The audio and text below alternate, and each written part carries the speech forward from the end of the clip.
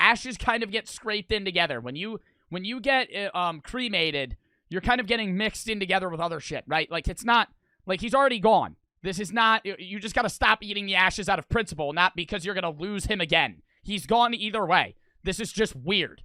To the husband's family. I have something to tell you. Why would you tell your cousin? Chat, like, this makes no sense. Chat, you marry somebody, they die, you start eating their ashes. Why is the person that you're gonna tell your cousin? That's like that makes no sense. You go to your fucking random ass cousin, yeah, hey, I wanted to tell you this. What? This isn't like, oh my, just, yo. Somebody tells you, one of your cousins, let's just pan this out. Say you're the cousin. One of your cousins comes to you with a dead fucking husband or wife. And they sit you down and they say, I don't want you to get mad. I'm eating my husband's ashes. I'm not going to just do a little face wrinkle and go, wow. That's not like I'm an alcoholic. That would be like a wow, right? Like I'm addicted to cocaine. That would be like a wow, right? Not I'm eating my husband's ashes. I'm going to go, what the fuck? Damn. Dude, I don't know. I'm not going to get mad at him, but I'm going to be like, oh, dude, I'm going to be flabbergasted. You tell me that shit, I'm going to be like, what the fuck? I'm gonna think they're lying to me. I'm gonna think this is a little too much. A little too much. You're eating someone. I don't quite understand why. Yo, she's an NPC. I'm actually, yeah, no, actually, she's being a fucking NPC with this shit. Stephanie, over to the edge to what? To what? Over the edge to what? Insanity, suicide, alcoholism? What? Over the edge to what? Right. But then again, where's my comfort? If I eat all of him, okay, then you know what the cousin does? She takes the box and says, bitch, you can't have your husband's ashes anymore. Dude, who are you going to hold at night? Who are you going to take with everywhere?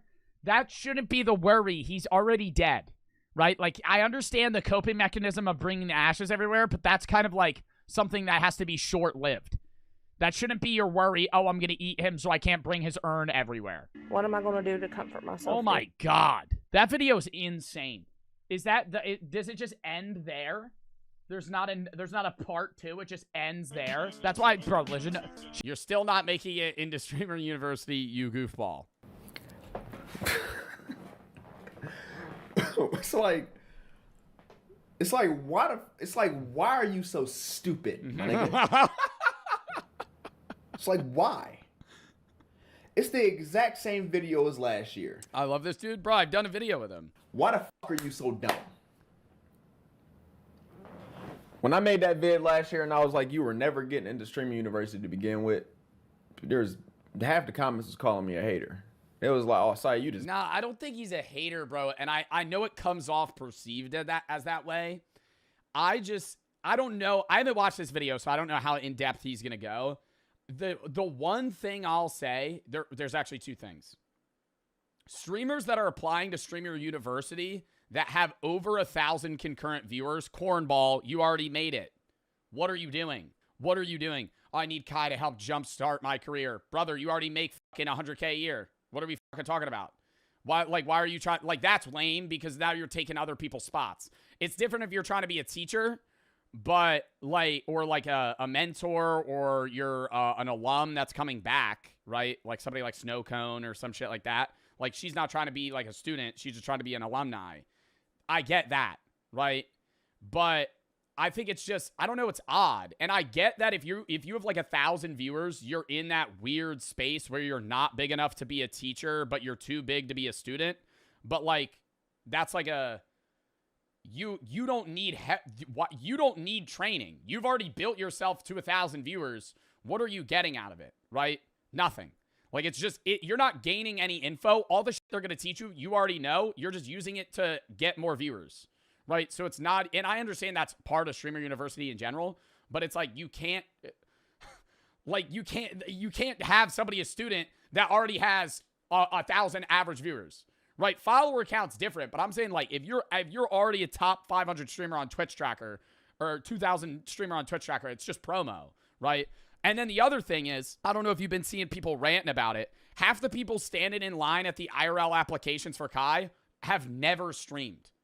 And it's like, I get it's for people that are new to the space and need to learn, but if you haven't even touched OBS, you don't own a computer, it's chopped, right? Why are you standing in line for 9 hours in New York waiting to fucking get interviewed? What are you going to do? My friends say I'm a funny guy. Do you have any clips? No. Do you have any like video? No. What the fuck? You have no. It's like pulling up to a job application with no resume. Like you need something. Like at least you could literally be like, yeah, I stream Fortnite on my PS5. Like that would be better than some of the shit people are literally flat out pulling up with nothing. First of all, that whole event is literally just content creators coming together to clip farm. I mean, yeah. For TikTok. That's it. You know what I'm saying? And then 97% of those niggas are already streamers. So don't think... Yeah. And you'll see the clip up and comer. I'm like, bro, this motherfucker's been a big streamer for like 5 years. Like, what do you think the view cap should be for a student? Like 400? Like, I feel like maybe 500. I'll agree with that. I think if you're a 500 viewer streamer, there's so much more you could learn. And I think there's so much more you could learn even at 1,000 viewers, but it's like concurrent. Yeah. I don't know. Because you got to think the average person, if I was running Streamer University, the average student I'm looking for is like a 50 viewer streamer where they have a community, they know how to stream, they just can't grow the way they need to. Like they're committed, they've been doing it for years and they know what streaming is and they've done it. It's just like they need that bump, you know? That's like 200-300. I'll agree with you. I think like above that, it's just like, what are we doing? You think Kai, nigga, Kai ain't gonna save your life, nigga? Oh my God. Y'all making my ears hurt. I got tinnitus. I gotta hear ringing and shit. Y'all making my fucking ears hurt. You know what I'm saying? All this bullshit. Oh my goodness. Listen, y'all. What I'm not about to do is sit here and try to chill and bro, I love listening to him rant. Like dead ass, I feel like he has like such a real way of being like, nah, this shit's pissing me off. Relaxing, and I'm on the game with my niggas and they in the background playing videos of people thinking they about to get in the Stream University and shit. I don't want nobody in this video. I don't want none of y'all to be one of them. Okay? We gonna cut that shit out. Well, nah, it's the same vibe as like a group of friends saying they're gonna start a fucking sports podcast. Like that's how it feels, bro. Motherfuckers that have never streamed a day in their life going, nah, I'm about to apply to Streamer University, bro. I think I can make it. I'm like, you haven't even taken any steps. Not even the first one. Like, we're just throwing words into the air right now. Like, it's like hypotheticals at that point. Like, and then, yeah, okay, I think taking the initiative to, like, pull up and actually apply, that's mad dedicated. But, like, it's like you're jumping, you're doing step 5 before steps 1 through 4. Like, you do have a computer. Have you ever used a streaming software? Do you have a Twitch account? Have you posted on short form media? Have you posted anywhere? Stop being fucking retarded, okay? That's pissing me the fuck off. Don't think somebody's just gonna swoop you out of your shitty ass life and just save you out your shit, my nigga. All these regular 9-to-5 niggas, all these regular niggas that ain't already fucking successful content creators ain't about to be in that motherfucker, bro. That was like a CS flashbang. That shit fucking caught me off guard. Even if there's a couple of them, it ain't gonna be you. Somebody's doing some kind of dick sucking under this table or something. Something's going on. You not getting in. Well, I don't know. I think the biggest thing, bro, and Zeusy and Chris went to the New York streamer U IRL like auditions. Neither of them got in. Neither of them got in like they applied and got rejected. They stood outside for 8 hours and then they were told to go home. There are thousands of people showing up to this. It's like AGT, bro. Like, most people are pulling up. I'm saying, like, I'd be breathing in that shit, no? Like, no part of me is dedicated. Like, I literally told Chris, I said, bro, if I was you, I said, you're better than me. I said, I would have waited in line for 30 minutes. And the second I see that shit's not moving, I'm out. Like, he stood in place for, like, 4 hours. And then people started cutting the line, and, you know, half the people standing in line, he's listening to people talk. Half of them have never streamed. And so he's just like, it's just people filling spots. Like, it's just heads. Like, and I don't want to be like, okay, anybody can apply, but it is annoying to hear that half the people standing in line are, like, treating it like it's like a Drewski.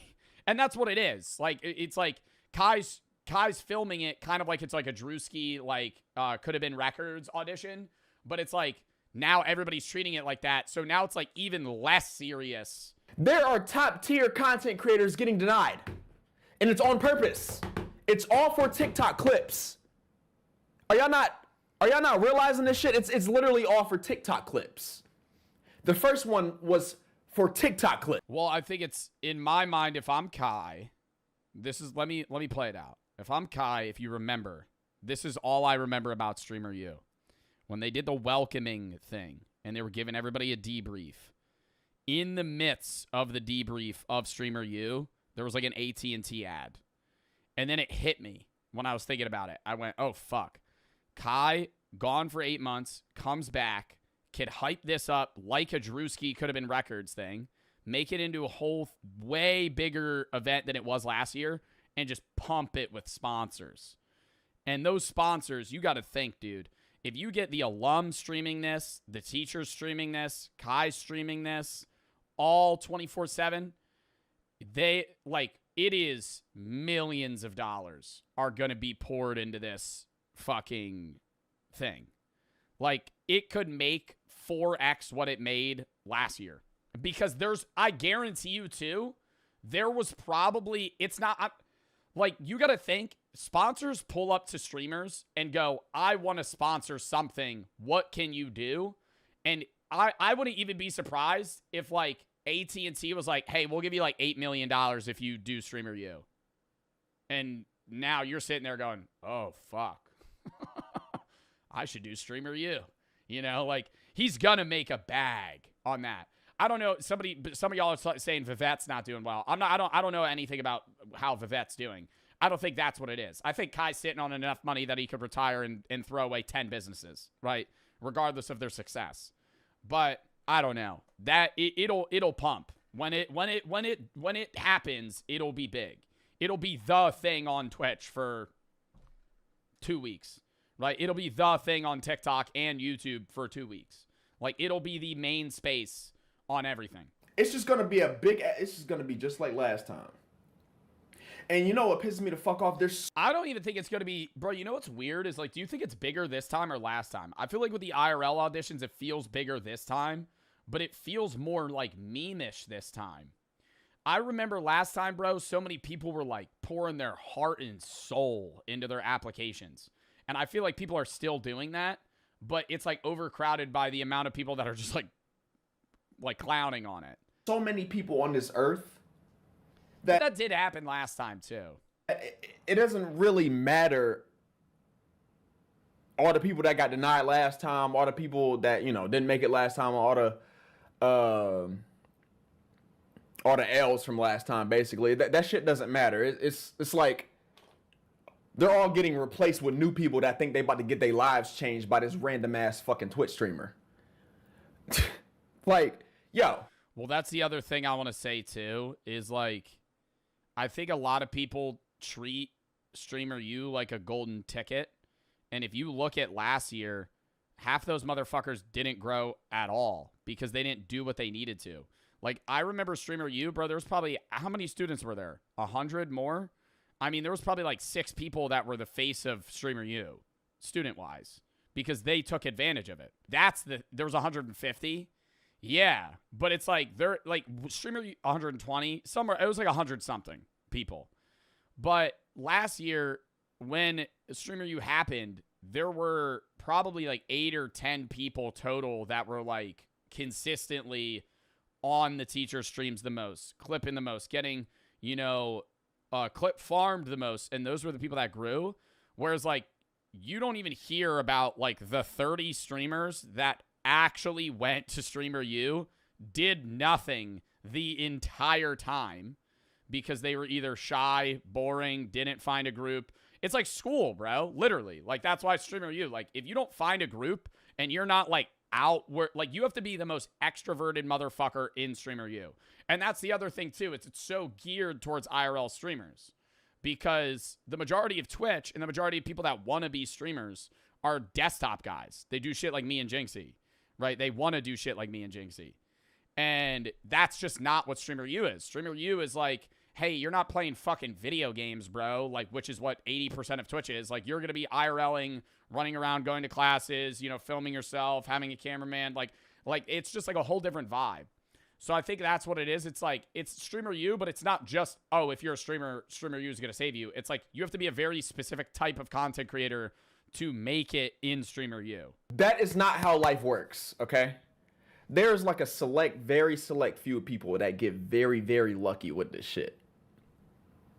And even they got connections. You feel what I'm? They going in. It doesn't, like, that's the thing too. Like, a lot of the guys that were successful had connections to bigger streamers as smaller streamers in Streamer U. Like, I think people aren't seeing that as well. It's like, no, not industry plant shit, but like, they got people in their ring. You know, they got people in their corner elsewhere. Why didn't you help your friends? I did. Bro, what do you want? Yo, that's full-on nepotism. You're sitting here saying, why don't I pan into that more? You want me to directly hit up Agent and Kai and them and go, yo, get my boys into Streamer U. That's cornball shit. I told them, I said, if you're applying, run my name. Yeah, go, hey, I know Joe. But, like, is that a positive or a negative? You know what I mean? Like, is that if Chris was applying to Streamer U, say he didn't wait outside for 8 hours and not get in, say he actually, like, got in and was interviewed, would it be good to air my name or bad?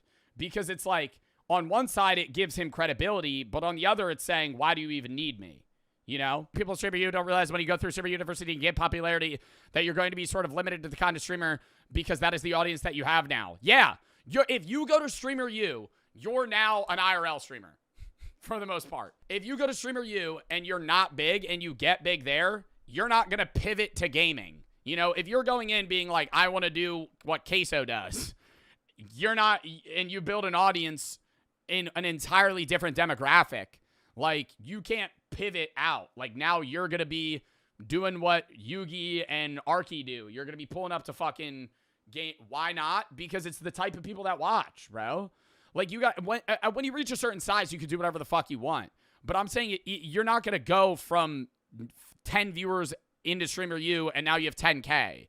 You're going to go 10 viewers into Streamer U. Best case, you pop the fuck off. You have 1,000 viewers, 2,000 viewers. Those people want to see what you did at Streamer U. They don't want to see you get back and then start solo queuing fucking Valorant lobbies. Danny Bands? I don't know who Danny Bands is. He does desktop now? Let me look him up. He still has an bro, but it's like he has the same audience he has before Streamer U. Look, it's the same view count. Streamer U, peak, right back down, right back to normal. You see what I mean? Because it's like his audience hasn't changed. That's the point that I'm making. It's like you can't Snowcone, yeah. Snowcone does do Overwatch and did get a lot of viewers on Streamer U. This is where's Streamer U? Right here. Yeah, she was kind of found by Streamer U, honestly. And then kind of maintained. I don't know. I think it really is how you pivot it out, you know? I think that's the hardest thing. I agree. I think I'll concede. I'll say I'm wrong, right? I think you could do Streamer U. I think it's hard is the problem. Like, it's hard to get into Streamer U. You get in, the content you make, you know, is going to be IRL focused just because you're in an IRL environment. And then pivoting out of that, it's like, I don't know how to do, I wouldn't even know how to do that.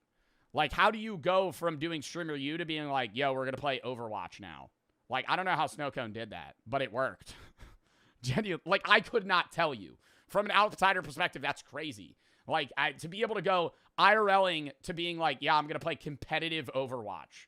Like, that's two polar opposites, man. One's full desktop. I'm saying, so don't think you just about to just randomly get it up out the mud. You know what's randomly getting up out the mud is getting on Love Island. Like, it's not Streamer U. Get on a fucking nitty-gritty reality show where you farm drama and you just get followers regardless of whether or not people hate you. Like, that's how you get, that's the golden ticket. Get on Love Island. Only for Sincere? I mean, yeah. TikTok clips for view. There's literally people pulling up to that event just to get a clip and leave. They already know they about to get denied, my nigga. Yeah, I mean, bro, the odds you get accepted is like actually what more than one. You got to think, bro. Total. How many people, did he say how many students are going to be this year? Did he say? Say it's going to be bigger than last year. Definitely. But that's the problem too. The bigger it is, the lesser the chance that you as a streamer at Streamer U get big. Because there's more of a player pool. It's like winning a fucking Fortnite terms. It's like winning a victory royale. If you're in a 20-player lobby, it's a hell of a lot easier to win and get noticed than if you're in a 200-player lobby. You know what I mean? Like, Fortnite terms, there it is. Victory royale. Like, if you double the fucking the student count, it's like even less people will be big. Like, there'll still be more people that are larger, right? Instead of 5 people popping off this year, it might be 15. But if there's, 200 people instead of 120, there's equally, 80% of the people just not doing anything. Yeah, it's like, say even he has 200 people. He's doing, 3 IRL auditions, and then he also has the online applications. At most, in Atlanta, New York, or LA, or wherever he's doing them, how many people is he accepting in a day? 20? Maybe. And it's not even an acceptance. It's usually like a, hey, you're either denied or we're going to keep you in consideration. Like, it's not always just like you're in. It's a we'll keep in touch. It's like a second round almost. University clips on my motherfucking feed. And I'm saying not interested on that motherfucker every single time. You know what I'm doing? If I got into Streamer U as a small streamer, I'm going to be as extroverted as possible, and I'm going to pay a fucking clipper. Not even pay a clipper. You know what I'm going to do? I'm going to pay my close friend. I'm going to go, bro, I will give you $1,000. Post my ass all day, every day on every fucking platform. Because I'm not going to be able to do it because I'm going to be making content. I'm going to go, yo, clip the fuck out of me. Like, because that's what you gotta do. And you just gotta be like, I'm gonna get out there, because already paying clippers is like, that's already an itchy topic, because, some people just flood social media platforms by paying clippers. You're not getting a career off of that shit. You know how many random motherfuckers on this earth, you know how many people that's gonna watch this video that's gonna call me a hater? They called me a hater last time. But he's right, bro. Like, it's like, I think it's like negative, but it's like real negativity. You know what I mean? But is it negative if it's it's like he's just being real. He's not being optimistic. And so it's like, I think you do need a level of optimism to make it in Streamer U. And I think the people that did made it, but it's like, bro, like, you're staring down winning the lottery effectively. And getting in is not winning the lottery. It's getting in and then succeeding. It's like winning the lottery twice. You know what I seen? I seen the same motherfuckers in my comment section that was in my comment section the first time saying that I was only saying this shit because I was mad because I didn't make it. Can I ask y'all something? Y'all watch me, right? I mean, bro, his job is still YouTube. Like, I would say Sai made it. Like, Look at how I'm dressed for my video. I ain't yo, I was gonna comment on the fact that his bare skin on that material is probably so uncomfortable, bro.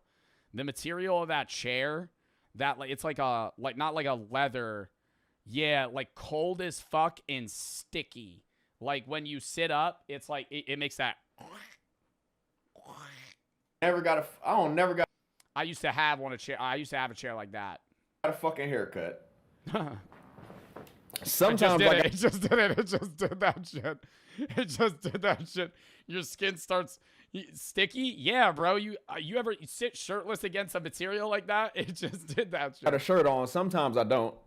I don't give a fuck. You real life think I'm really out here pressed about getting into this fake ass, plastic ass fucking event?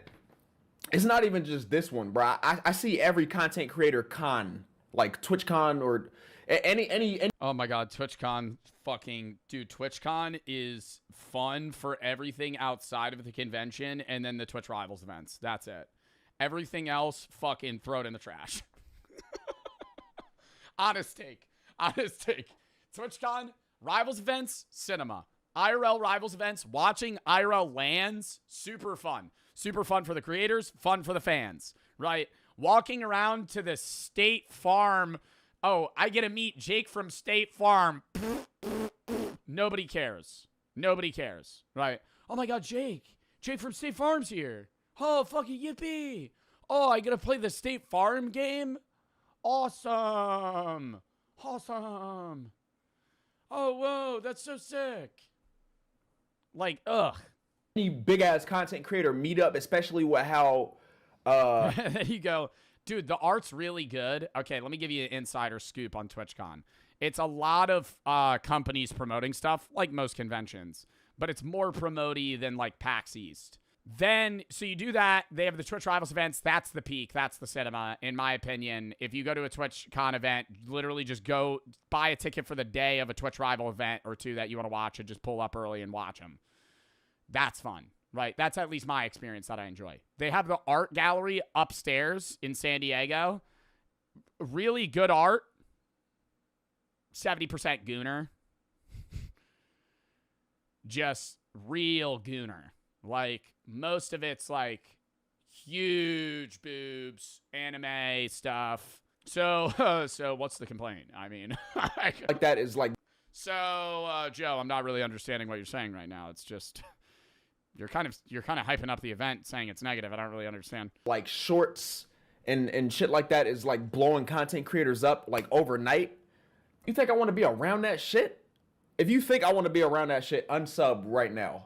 Don't be unsub right now, my nigga. I got 97K right now. Get the fuck out of my put me Did he lose subs? No.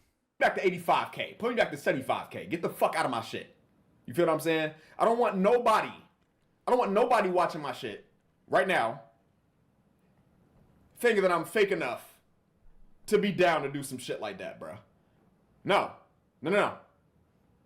But that's besides. Yo, other thing about TwitchCon, bro. I'm sorry. I gotta pause. I was just thinking about this shit, bro. The other thing is the meet and greets, and I know people fuck with them, but I just think like, bro, they ask me to do one every year, and I say no, and I know people get pissed about it, but it's like, bro, if you see me at the event, I'll take a picture with you. But like, bro, having a line of people and being like, why? Because it's inauthentic. What would you rather do? Pass me on the side of the street in San Diego and be like, oh my god, Joe, I watch your shit. I go, oh, thanks, bro. Glad to see you at the event. Fist bump. Take a picture. Or would you rather stand in line with 400 other people, talk to me for 4 seconds, take a picture, and then move on? It's like a conveyor belt. Like, it just doesn't feel... Joe's not PR trained. Oh, brother, I'm not PR trained. The fuck are you talking about? No, I'm literally... that, too? Oh, my God. No, having... It would be the beginning of a conversation 400 times. Pass. This year, I might be getting security. I'm getting so fucking tired of these random when I'm there that day. Because after the Rivals event last year,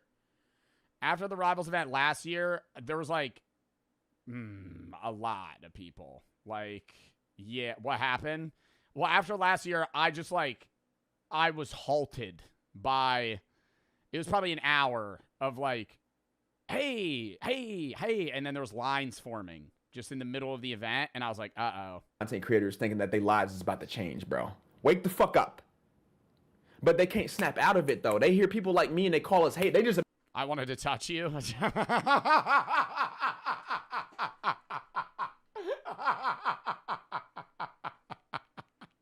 Random content creators thinking that their lives is about to change, bro. Wake the fuck up. But they can't snap out of it, though. They hear people like me. Yeah, you're the reason that I need security,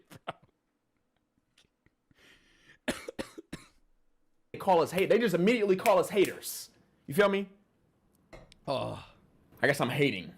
You know what I'm saying? Like, dude. The only reason why I'm so pissed off, it don't got nothing to do with me, my nigga. That shit ain't got nothing to do with me. But I'm tired of seeing it. So, y'all know what the fuck I do. Come on, man. Come on. Sometimes it'll take me a whole month to post. Well, it's usually, bro, it's like what aggravates me is like there's a level of delusion where it's like there will be people that'll like be in line. Like Chris was telling me about this. They're like, yo, I just need a chance to speak to Kai, bro. I know he'll let me in. Bro, you've never streamed. What are you just gonna... Kai, I'm gonna level with you. I need this. That's what everyone's gonna say. Do you not realize that's like the same line that Kai's just gonna go, uh-huh. The fucking Side Speaks video. All some shit gotta do is piss me off and I'm making a vid about it. This pissed me off. Listen, bruh. Call me what y'all want in the comments, man. It's the same shit as last time. The video was called You Was Never Making It at Streamer University to begin with. You still not making it. Like, nigga, stop hating, bro. You just mad because... Yeah. Bro, he just ends no that amount shit. of discount. Nah, that's fucking hilarious. Wait, I want to read the comments, bro. Fuck. That was a good video, though, bro. Streamer use a social experiment. I'll die on this hill. Mind you, there's real people throwing away actual university opportunities for this. Oh my God, no, really? It's in the summer, though. What the fuck? I mean, if somebody's going, I'm not going to college so I could go to Streamer U, they're flat out just not, they're finding any excuse not to go to college because it's during the summer. Like, it's not impeding your capability to go to uni. You could still, like, say you blow up at Streamer U in the summer, you could just drop out later. Most of the social media success shit is based on connections.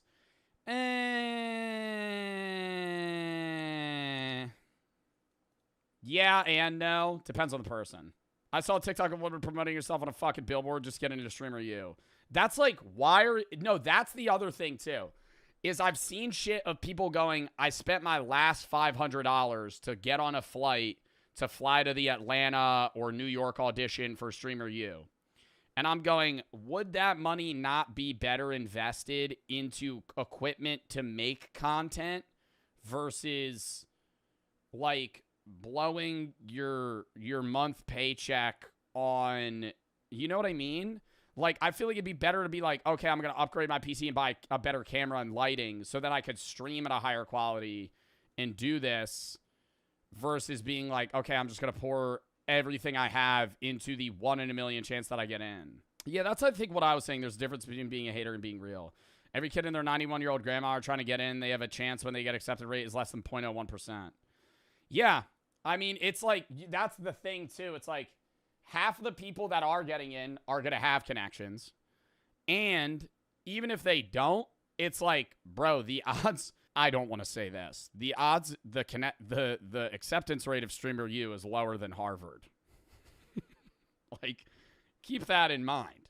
You know, if you apply, it's not even you're probably not getting in. You're not getting in.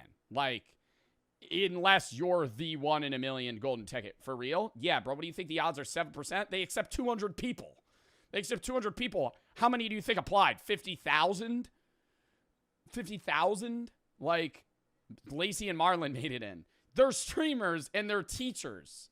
If Marlon's doing gym and Lacey's security, that's different, bro. I'm saying, like, you have 20 viewers on Twitch, you apply. I don't know, bro. I think everything he said there was real. Like, in the sense of, you know, he's not hating. He's just saying, yo, the odds are you're not getting in. Chat lock in. We're going to try and rip through this video in not as...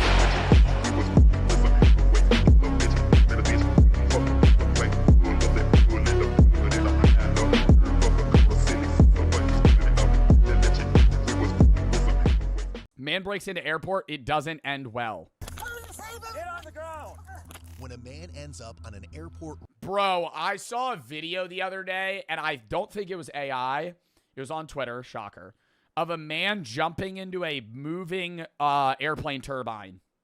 They were running at him, and then as he got, I don't even know how he got on the fucking airline strip. That was real? Yeah, no, that shit was actually disgusting. So sad, but oh my God, why would that guy do that? He killed himself. He jumped into the turbine and it was like red mist, like chopped his body into pieces. And there's some dude that's like chasing him. And they're like, stop, stop. And then he gets under the plane and it's like for his own safety, he has to stop because he doesn't want to get sucked in. Dude runs behind the turbine, just fucking full jumps into it, dies. Runway, chaos erupts as officers scramble to figure out how he got there and why. Probably jumped the fence. Is he like a little MMA fighter type guy? You know what I mean? Like around 4:30 p.m. on May 22nd, 2021, two Campbell police officers arrive at the La Crosse Regional Airport in Wisconsin to assist the La Crosse Police Department after getting a call about a man who had jumped the fence. And yo, this guy's about to hit the craziest fucking football pivot you've ever seen in your entire life. You see this? You see this fucking maneuver? He's about to fucking sidestep the shit out of this cop. Ended up on the tarmac, seemingly under the influence of something. As the officers struggle to restrain him, nothing he says about how he got there is going to make any sense. I mean, is it that shocking on how he got there? I feel like most airline strips, you could just jump the fence. It's barbed wire, but like, you know, if you're methed out, you could just fucking climb it. Like, yeah, it's gonna hurt. You might bleed a little, but like, this isn't stopping anybody from climbing. Like, this isn't like an end-all, be-all. It's like, oh, barbed wire. Just fucking climb it. Is going to make any sense.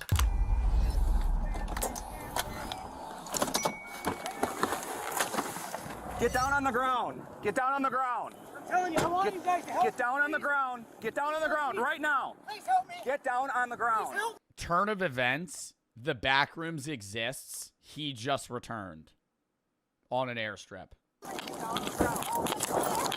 You don't understand. I was just in an infinite IKEA. I opened a door and I just teleported here. Get on the ground now. I'm gonna save him. Get on the ground.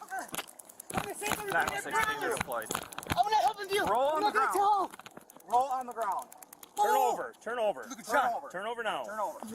Oh, he is drugged out, dude. Roll over. You're gonna get tasered. Stop. I'm gonna be real, it didn't look like the taser did anything. You ever see those videos? Bro, he's kind of a smaller character. You ever see those videos of some big-ass dude, 6'5", 250? Cops like, stop getting near me. They tase him. Dude just fucking grabs the cords, rips him out. That's like top 5 fear for a cop there. That's like you're walking into an Elden Ring boss and it jumps into the air and you're like,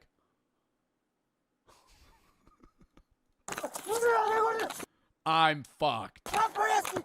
It's gonna help me. I'm gonna help you. Oh! Oh! That's where they pull out a weapon? Yeah, usually.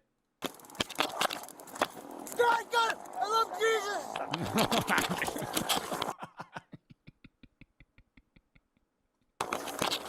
A little side quest.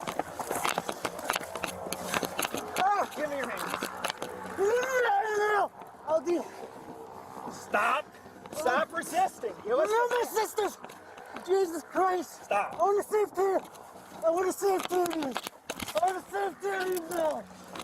Just kidding. Yes, I. Is there not a more efficient... Yo, can we get like a bug net? Like, when this shit happens, you ever see these videos, bro? They tase him, he gets up and runs. They tase him, he gets up and runs. We need like a bug, like a net. You know what I mean? Like they shoot it and it just captures him. Not like a bug net, like an animal net, like a thoomph. And it just like grabs his body and then like hooks him to the ground. Yeah, like a fishing net, but like shootable. A net? Yeah, that's how you'd get someone. If you got a guy like this that's on drugs and he just can't, he doesn't feel pain and he's just like running, like you gotta have something that like stops him. Taser does nothing. And you can't shoot him. A sticky trap. You corral him like a sheep. We gotta get out the sticky pad. You fucking... like some Mr. Beast video. They're just like fucking flanking him into this corner. He has to run down an alleyway, gets stuck in a fish trap, or not a fish trap, a sticky trap. No, I'm just kidding. Ah, help me, Lord. Arrest me. No, I'm a good guy. Don't. What's your name, bud? Listen, What's your name? I have to get up. I'm not sure. I have to get up and leave. We got an ambulance coming for you, To okay? help him. All right, Let me back up over here. No questions asked. I gotta get out of here. It's to help everybody else. No, it's important to help them. Bring me over there. I'm telling you. Did you see this guy walking on Dawson I Avenue? gotta go. I can't. What's your name again? I'm sick. I'm not sick, I'm not sick. I gotta do what I gotta do. My name's not anyone. Stop. Just have your lay Took my here. things away. Calm down. No. Take some slow, deep breaths. Listen to me. I made a few mistakes. Yep. I wanna go save somebody. Okay, so you're on airport property, okay? Just tell us. If I disappear, I help everybody. What do you got to say, bud? Saying they couldn't do that. That's How like if he's on drugs, he jumps this, he wasn't violent towards them, like is he getting thrown in jail? Like I think he's spending a night in jail, but it's like how much of a crime is this? Like it's trespassing on an airport grounds. I feel like that's the biggest thing. Him like running from the cops or whatever, it's just like, eh. I don't think they're actually gonna like get him for that. I trust you guys. Salvia? No, he's not on Salvia. He'd already be done tripping. Trust everybody. I have to help. Okay, we're gonna get you some help, all right? You bring me over there and you show me what to do. Motherfuckers take Salvia, they become like SpongeBob in that one, or not SpongeBob, they become Squidward in that future. You always curl up in a ball, bro. Motherfuckers on Salvia, they're not running around. I'm not a That's like such a strong trip, you just can't move. coward. I know Just it's relax, Edward. Just relax, okay? Put your hands behind you. Please help me. What you been taking today, bud? I tell you something. It's important for me to get away from here and save everybody. Save him from what? I don't know. I need to go back to me. I don't even know my name. I don't even need to know me. Okay, we're gonna get you some help, okay, bud? Just thank you, man. For my sakes, I'll do it. I'm fine. Stay where you're at. I'm fine. I need to get... Why is it like half of these body cam? Oh, it's 2021. I know the trick here. I can't be... I gotta go. I was gonna say, why does he just have like a face mask wrapped around his neck? He disappeared. Please, listen. I can continue excited delirium. The name of 2021, what a year, what a shit year. Listen, I want to help by disappearing and then doing it for That's a bottom year out of the top of the last 10 years. everybody else. Trust me on this one. That is a bottom year. Out of like 2016 to now, 2021's dead last. That was awful. I never got a win. I want to help them. And guys, by 2023 was pretty cool. getting away from everybody. I don't know my name because I can't know my name. The suspect is 42-year-old Ed. Out of the last 10 though, 2019. Damn, dude, let's think about that. Last 10 years, so 2016 to now. Number one, I feel like I gotta go 2018. 2018, bro, that's the year motherfuckers be like, that was a movie. You had to be there. You had to be there, bro. 2018 was a great year. 2018 was a fire year. 2019 is kind of like a coin toss. 2020 shit. I would actually say 2020 was better than 2021.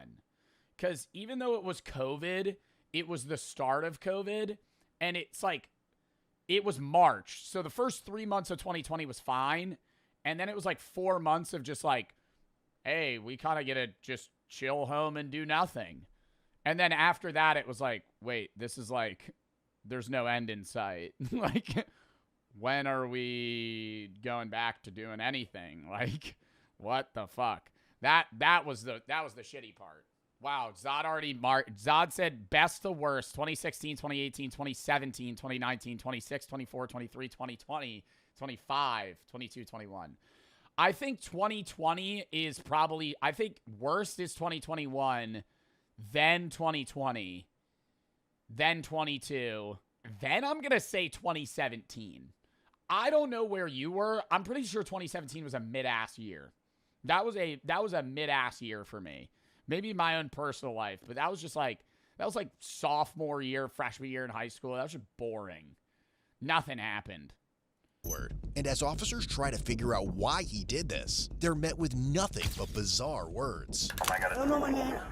You're insane. 2017 was peak. There's a 1 in 2 chance the chatter that said that was 10 years old in 2017. There's a 1 in 2 chance, bro. Dude, 2017 was peak, man. Yeah, you're on the fucking DS. DS. When the sun looked brighter. Back when the days felt longer. As long as they're on their way, I guess. What happened? We just came around and he was walking and I told him to get down on the ground and he wouldn't get on the ground and started running and then we tased him 2 times. Yeah, from everything down. I want you guys to do. Joe graduated 2020. Yeah, I graduated high school 2020, college 24. Assistant fought us. Just no, I only did it for a reason. I actually started running towards you because. It's also reason. What's the reason? They're saying. I gotta go back. A what? We never got a graduation. Yo, I hate motherfuckers that say that shit. Like, you care about your high school graduation, bro. That's a big milestone. It's a big milestone. It's a big milestone in the fact that you graduated, but the actual ceremony is so shit.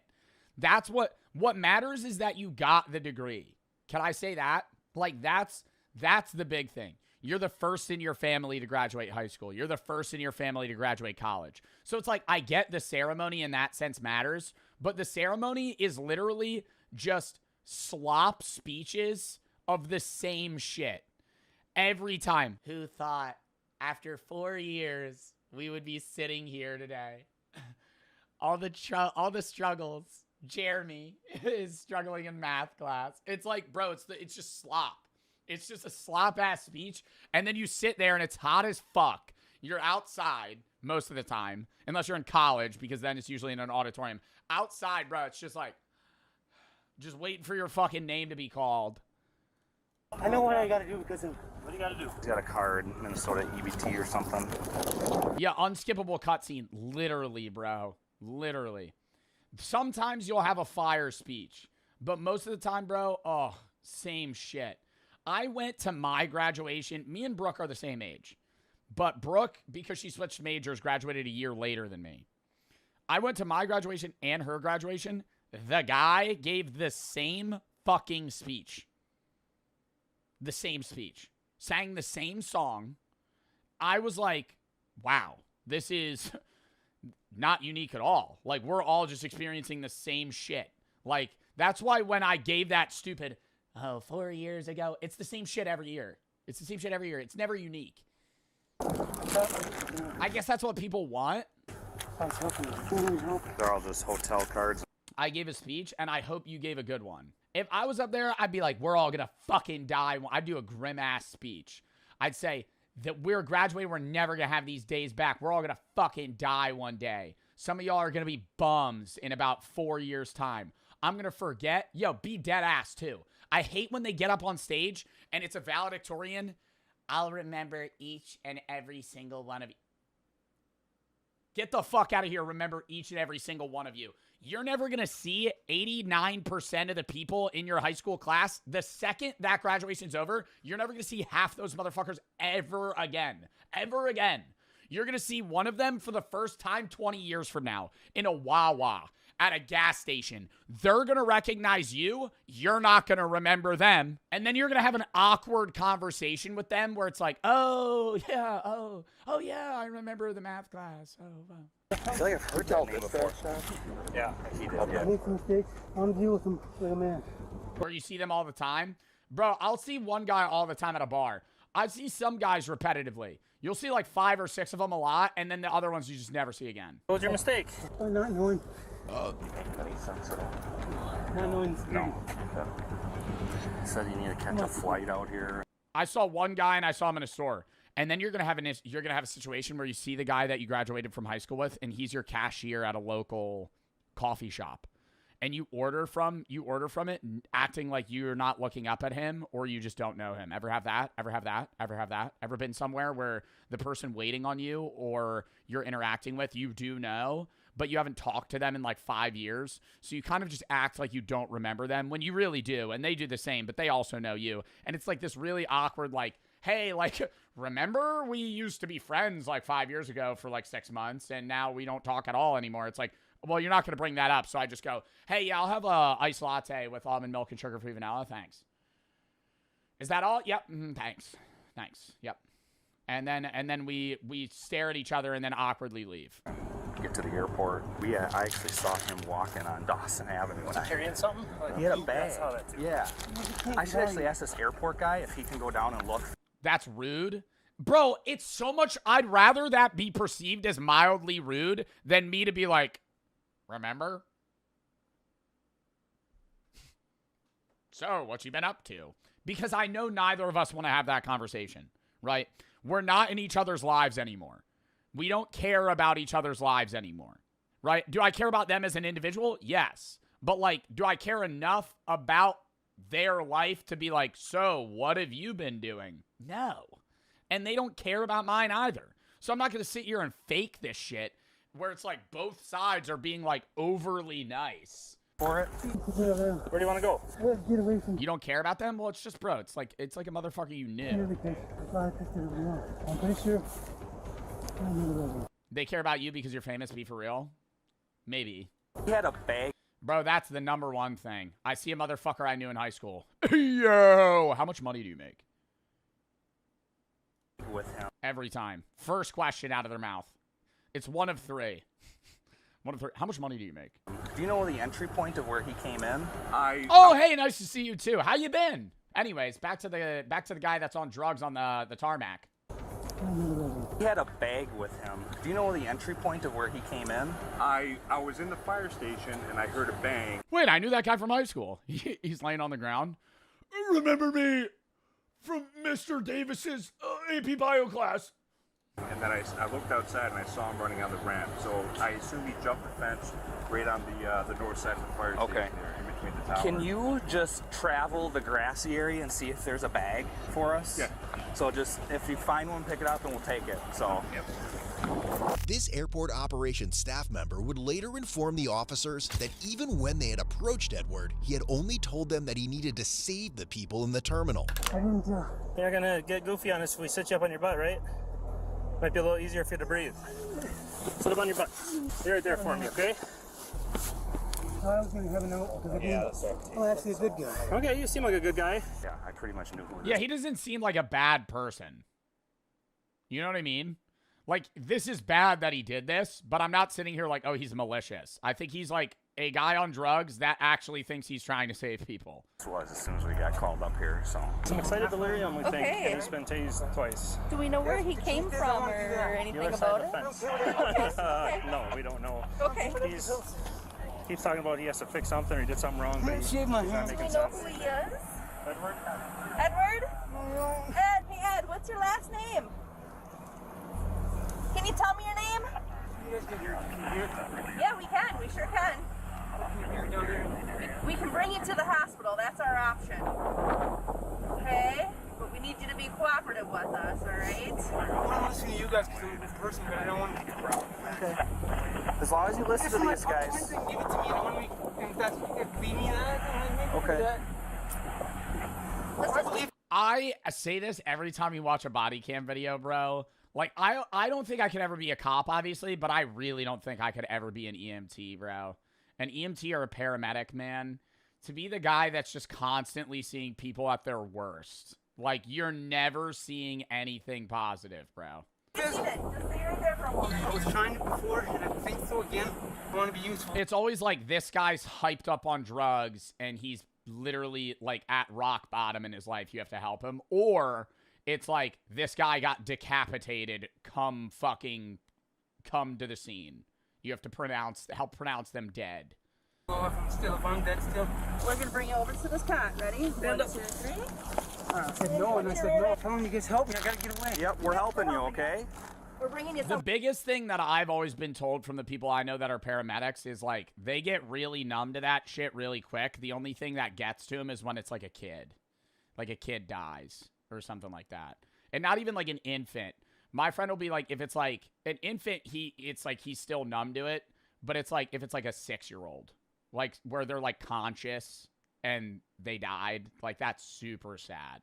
Like, not that the other isn't sad, but it's like, it's not a derealization. It, like, fully is like, holy shit, this is, like, a young child that died. Okay, let's have you leave back. Over the airport is the best way to go home. Sorry. Well, we gotta safely get you off the airport, okay? Because we're kind of on the tarmac here. Yeah. That's why. Ed, no, come on. That's why, man. Hey, we're trying to I'm help. telling you, I can't. Yep, we're gonna help you. You gotta let us help you, okay? Let's get your feet up. Ready? That's the best way to go is over that way. Get away. We're gonna bring you right inside the ambulance, okay? Not all the sweet jet hospital. Yeah, not making much sense, that's all I know. No. Definitely not in the right mind. Little meth. Who knows? Completely out of his mind. Yeah. Except I want to know, it's pretty tall fence and there's barbed wire. Like. So what? You just come at you or what? Yeah, we just both got out. Okay, I'm going to have a very off-top. This whole video has been off-topic, and if this somehow becomes a YouTube video, sorry for the YouTube audience that assumed you would be watching a body cam video, and then you just got me word vomiting about nostalgia. But that's how it is. You know, you knew what you were clicking on watching Jim Art.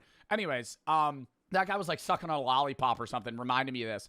You ever drive by, like, a construction site, and you see, like, a 40-year-old man that's shirtless and pretty skinny but really tan, and he's, like, filling concrete, smoking a cigarette?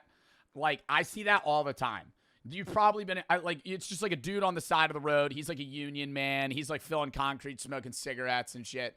I would never want that job, but for one day, I'd love to be in that guy's shoes. Like, I'm not sitting there like, oh, I'm envious of his job, but, like, one day I'd be like, damn, dude, to just chain smoke cigarettes and lay concrete. What a fucking, what an experience that would be. You know, that's really specific. Well, I see it and I'm like, damn, bro, like, I'm going to do I got to go stream right now. And I'm not upset about it, but I'm like, wow, I wonder what, like, if he's enjoying that. That's a terrible idea. I mean, it's probably just hard fucking work, dude. Your back's got to be killing you. Just laying concrete for fucking 9 hours. Man's to get on the ground, and then he kind of came at me, and then you came in kind of from behind. That or, like, landscapers. Fixing a flower bed, smoking cigarettes. I'm like, And he wasn't going with the program, so then he tased him first. I went around my car, and that's when... Chat, what if I didn't say anything, but, like, while we're streaming, like, one day I just pull out a Marlboro Red, just light it in the room. I don't mention it at all. Like, I say nothing. Are you being like, what the fuck? Like, I'm just like, anyways, so You just literally went... I'm gonna give a fuck. I would, if I was you guys, I'd be like, oh, that's so degenerative. I think smoking cigarettes inside is crazy. I don't judge people that smoke cigs. I don't think you should smoke cigs, but it's like, oh, smoking a cigarette inside. I'm on the ground, and then I tased him a second time. He's gotta move his car, but I need someone to I've seen It's his... aura, though. That is not, that's a dark aura. Smoking cigarettes inside in a dark room, playing video games. Before. That's a devious aura. Reminds me of like a little MMA fighter type guy. You know what I mean? Like, He just has no idea. He doesn't feel anything. No pain or nothing. Just... Thanks for coming home and playing. Yeah. Are we gonna get a resolution on what this guy was on? Edward was charged with misdemeanor, resisting obstructing an officer, disorderly conduct, and bail jumping. He was later released on a $500 cash bond. About 2 years later, he pleaded guilty to resisting obstructing an officer. All remaining charges were dismissed, but read in. In the end, Edward was sentenced to 120 days in the La Crosse County Jail. I don't know. That's not like that bad. Like, I get him having to serve time because he like went on to like an airline, like a airport tarmac and shit. But I'm like, bro, I feel like he needs to get help for whatever he was on. You know what I mean? I think that's the big thing. It's like, I don't think if he wasn't on fucking drugs, he would probably not have gone on there. Dude's fighting the war on drugs on the side of drugs. Expect nothing less from La Crosse Regional Airport. La Crosse, Wisconsin. Me on the other side of Atlantic Ocean, Sweden, getting ready to eat lunch in front of a YouTube video. Ah, shit. Here we go again. Wow, I never thought about that. Like a random European that's never been to the United States just knowing a specific city in Wisconsin because of body cam videos. Oh, we got another Tallahassee cam. Here we go. It's just like having niche knowledge about rural fucking American cities where there's just people that do crazy shit. Next video.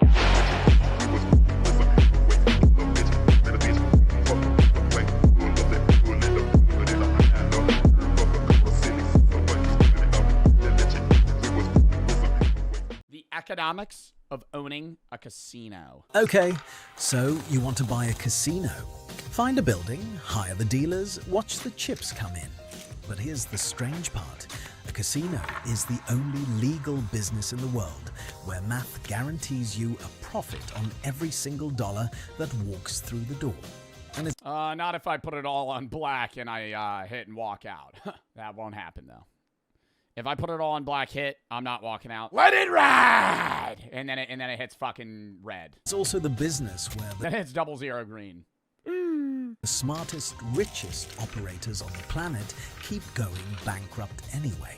By the end of this video, you'll know exactly. Well, other casinos go bankrupt because the competition is so high. It's not because the casinos are losing money to the players. Like, even if you lose money to one player, even if you lose $1 million to one player as a Vegas casino, you have so many other customers. It's just like the competition's so crazy, and so much of gambling now happens online rather than in person that I think a lot of the successful 80s and 90s casinos just don't exist anymore because a lot of people just gamble online. And then that, and I just think prediction markets just fucking took an axe to a lot of casinos, man. People bet on Kalshi and like Polymarket so much. How that's possible, how casinos actually make money on the inside, why having a mathematical edge on every bet still isn't enough to guarantee a profit, and why a casino isn't really the business most people think it is. Yo, oh my god, respectfully, what the fuck do you know? What the fuck does bro know? I go to casinos constantly. And I've witnessed a lot of that. I look into like casino earnings. I watch a lot of casino videos. I'm a gambling addict. So firsthand, I'm donating money to a lot of these casinos. So I think I like kind of get how they make money just from spending tons of hours there. Casinos come in 3 sizes, and they're 3 completely different businesses. A small regional casino in Colorado costs $2 to $5 million. For that money, you get a few dozen slot machines, a couple of tables, a bar, and a parking lot full of locals showing up the first of every month to lose their grocery money. Yeah, but it's not just 2 to 5 million total. Like, is that including the bankroll? Like, you have to have a lot of... To start up a casino, you can't just pay for the building, the machines, and the dealers, and then go. Right? Because, like, you're going to have days where they probably lose money. You need, like a cushion in case people win. A mid-sized property runs you $500 million to $1 billion. Think Borgata in Atlantic City. Oh, I know I've donated a couple G's to Borgata. Oh, I know the Borgata, buddy. I go there quite often, buddy. I know the Borgata.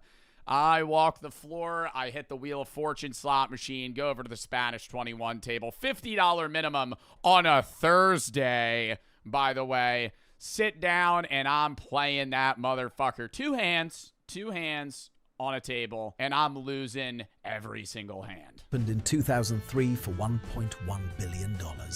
A real hotel, real restaurants. Casinos are evil. I love casinos. In premise, are they fucked? I love casinos, though. I would never do a stake. I would never do offshore gambling sponsors. But if the Borgata came to me and they were like, we'll give you a $50K bankroll if you gamble at the MGM, I am instantly going, yes. Sure. I'll sit down and play Spanish 21 for 4 hours. And you're going to pay me? What the fuck? Customers driving in from neighboring states. And I'd lose it all. that day. All right, so we're going to pay you like $40K to sit down and I'd go, okay, yep, give me $40K in chips. There's the Vegas Strip, where the price tag starts getting silly. The Cosmopolitan opened in... And then I get really drunk. I'd go, give me a private room. Give me a private room and give me fucking a bunch of vodka pineapples. And then I'd get belligerently drunk on stream. Chat, this is the 100 that the fucking Wheel of Fortune hits. I'm telling you.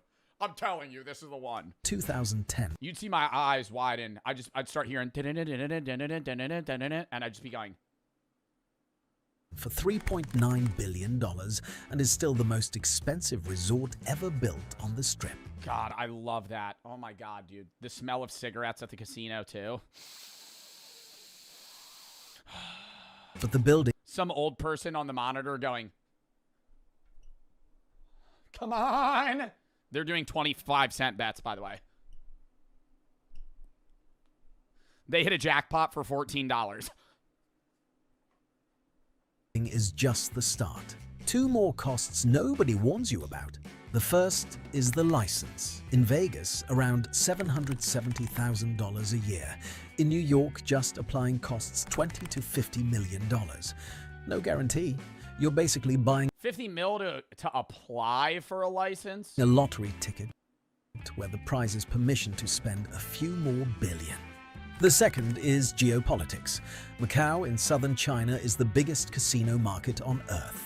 $28 billion in 2024, more than 3 times the entire Vegas Strip. But the Macau government issues exactly 6 concessions for the whole city. The next round of bidding is in 2032, or you could try North Korea. Kim Jong-un is currently looking... Who the fuck's gambling in North Korea? His whole fucking country's impoverished. What? Is it like foreigners coming over to gamble? Who the fuck's gambling in North Korea? For an investor to finish the Rugyong Hotel in Pyongyang. I also would not feel comfortable winning money in North Korea. Like, if I gambled, say I won like 10 grand in North Korea, if I cashed that out, I would be worried of my life. I would be like, I'm not getting out with this money. They are certainly keeping it. 105-floor building. They started in 1987 and somehow have not You play roulette at a North Korean roulette at a North Korean casino. I bet 36, the number. I put like 5 grand on it. It hits. The fucking dealer just picks up the ball and puts it in another one and goes, "You did not win that. You did not win that, sir." Finished in 38 years. You're like, wait, what the fuck? Get the pit boss. Pay for the interior, you get the casino license. Estimated cost, another $2 billion on top of the $750 million already buried in it. Even the most isolated dictatorship on the planet understands that a casino is just a foreign currency vacuum with a roof. I call out the pit boss. Yes, Kim Jong-un. Oh my God, heart drops. It's Kim himself. What's the problem? Nothing. Sorry, it was a bad bet. It was a bad bet on my end. Now we get to the question that actually matters. Where does the money come from?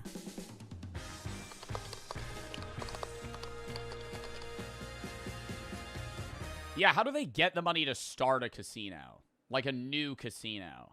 Just investors, like private equity, like pool funds? Every game in a casino is mathematically rigged. Not in a cheating sense. The cards are real. Not Baccarat. Not Baccarat, technically. If you play player every time, it's a 50-50 win rate. And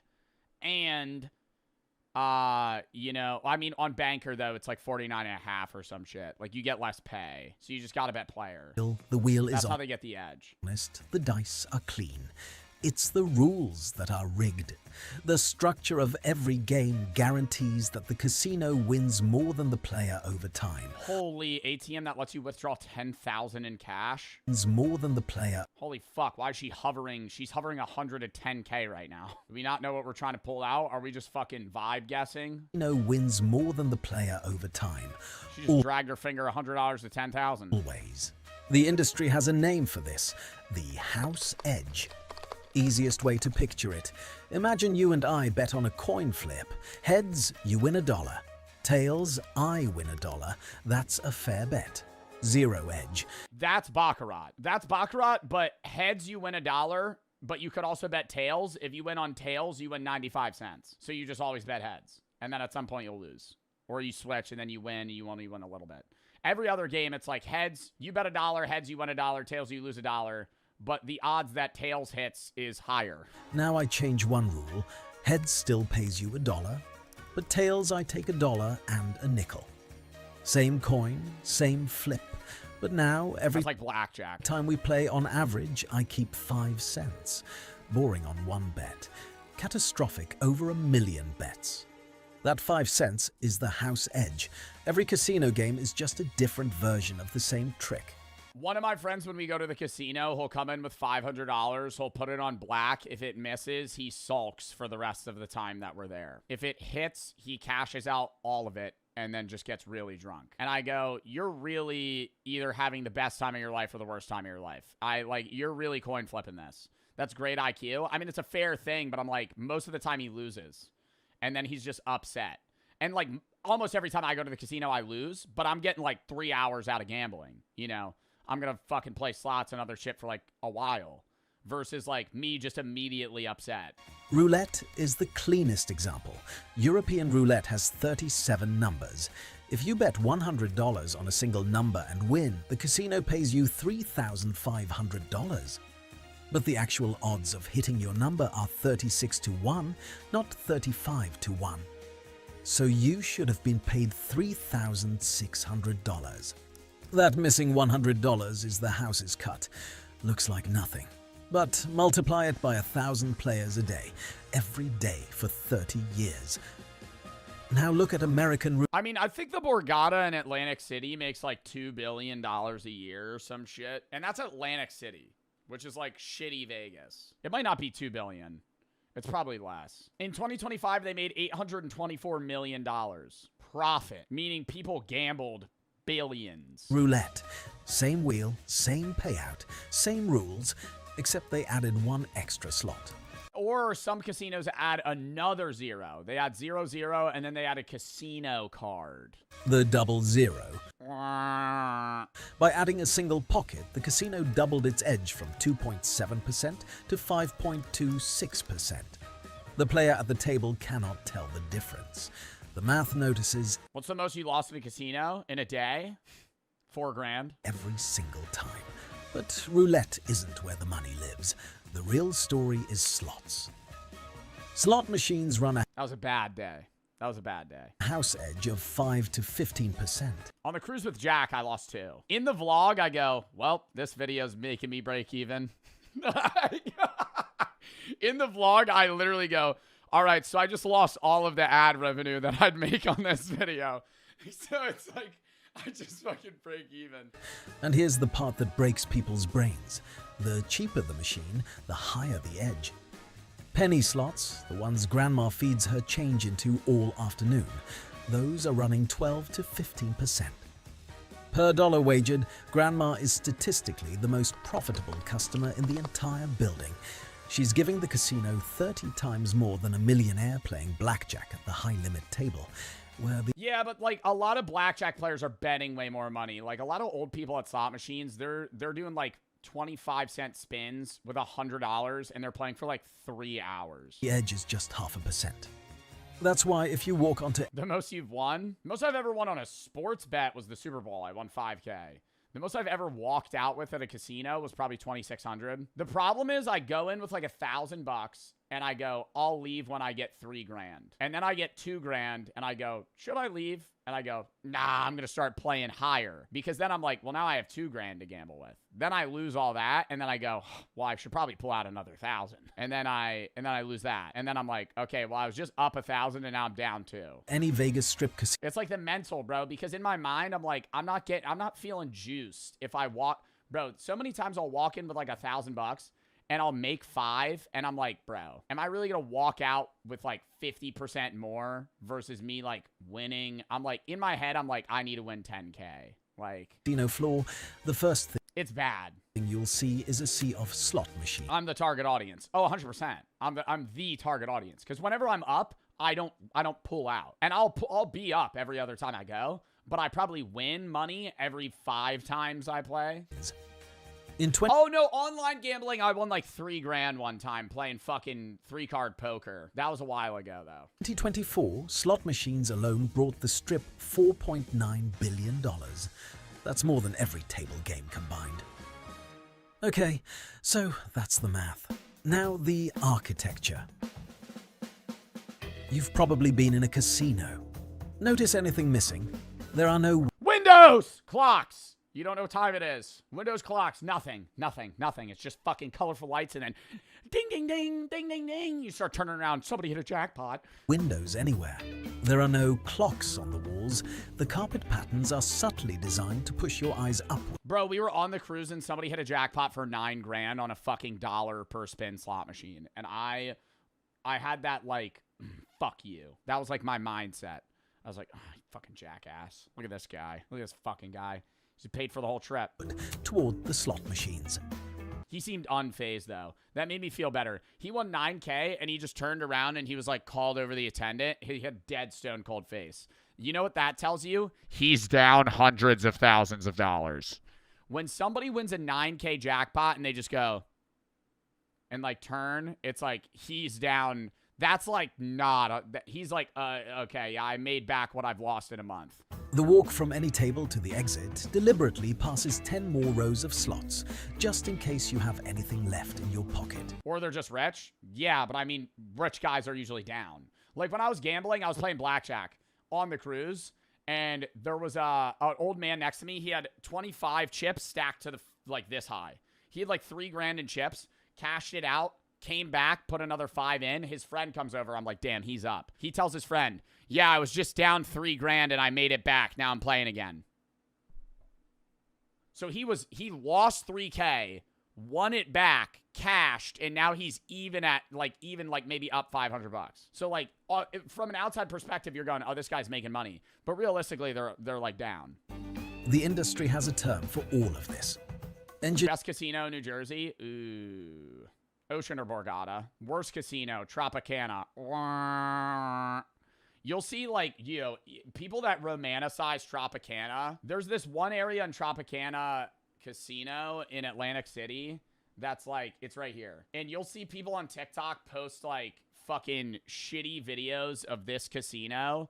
Dude, it's, like, so blurry. But it's, like, this really, like, bright market with, like, a fake fucking roof. And they'll play, like, happy music and they'll like pan the camera and I'm like, no way you're romanticizing Tropicana. I have seen people fist fight and vomit right at this fucking fountain. Engineered immersion. The goal isn't to win your money once. The goal is to keep you inside with no time reference until the math has time to do its work. And then there's the most surgical customer retention system ever invented in any industry, the player's club card. When you walk into a casino, they offer you a free card. You insert it into the slots, hand it to the dealer, and from that moment on, every bet you make is tracked.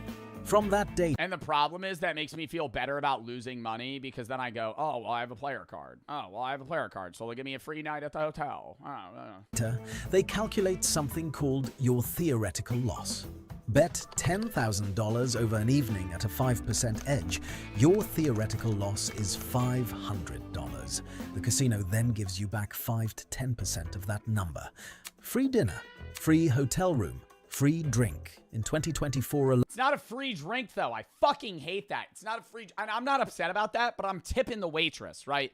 I go, hey, can I get a Coors Light? I'm giving her a 5 chip. So, yeah, I just got a $5 beer. But I'm like, it's not a free, you're an asshole if you're sitting there going, oh, yeah, I'll just have, can I get like 9 margaritas? She brings them over, you give her fucking nothing. It's like, I'm going to give her $1, you know, you give her $5, give her $10. Alone, Vegas Strip. Oh, and I'm tipping the dealers, bro. If I get fucking blackjack twice in a row, best believe I'm giving the dealer like fucking $40. Like, I get a perfect pair. I get a perfect fare on a $5 bet. I get $90. Hey, buddy, here's $20. Casinos gave away. Why? Because I love the dealers. I love a dealer that's not boring. A guy that talks to me and he gets excited for me. Psychopaths. Psychopaths. Back to the psychopath video. Manipulative. He's getting me to give him his money and it's working. Weigh 4 point. And they play. They got showmanship. He goes, here it is. Boom. And he throws the card down. It's a 10. I just got blackjack. Oh, I'm fucking thriving off that energy. $4 billion in this stuff. They didn't lose that money. They invested it.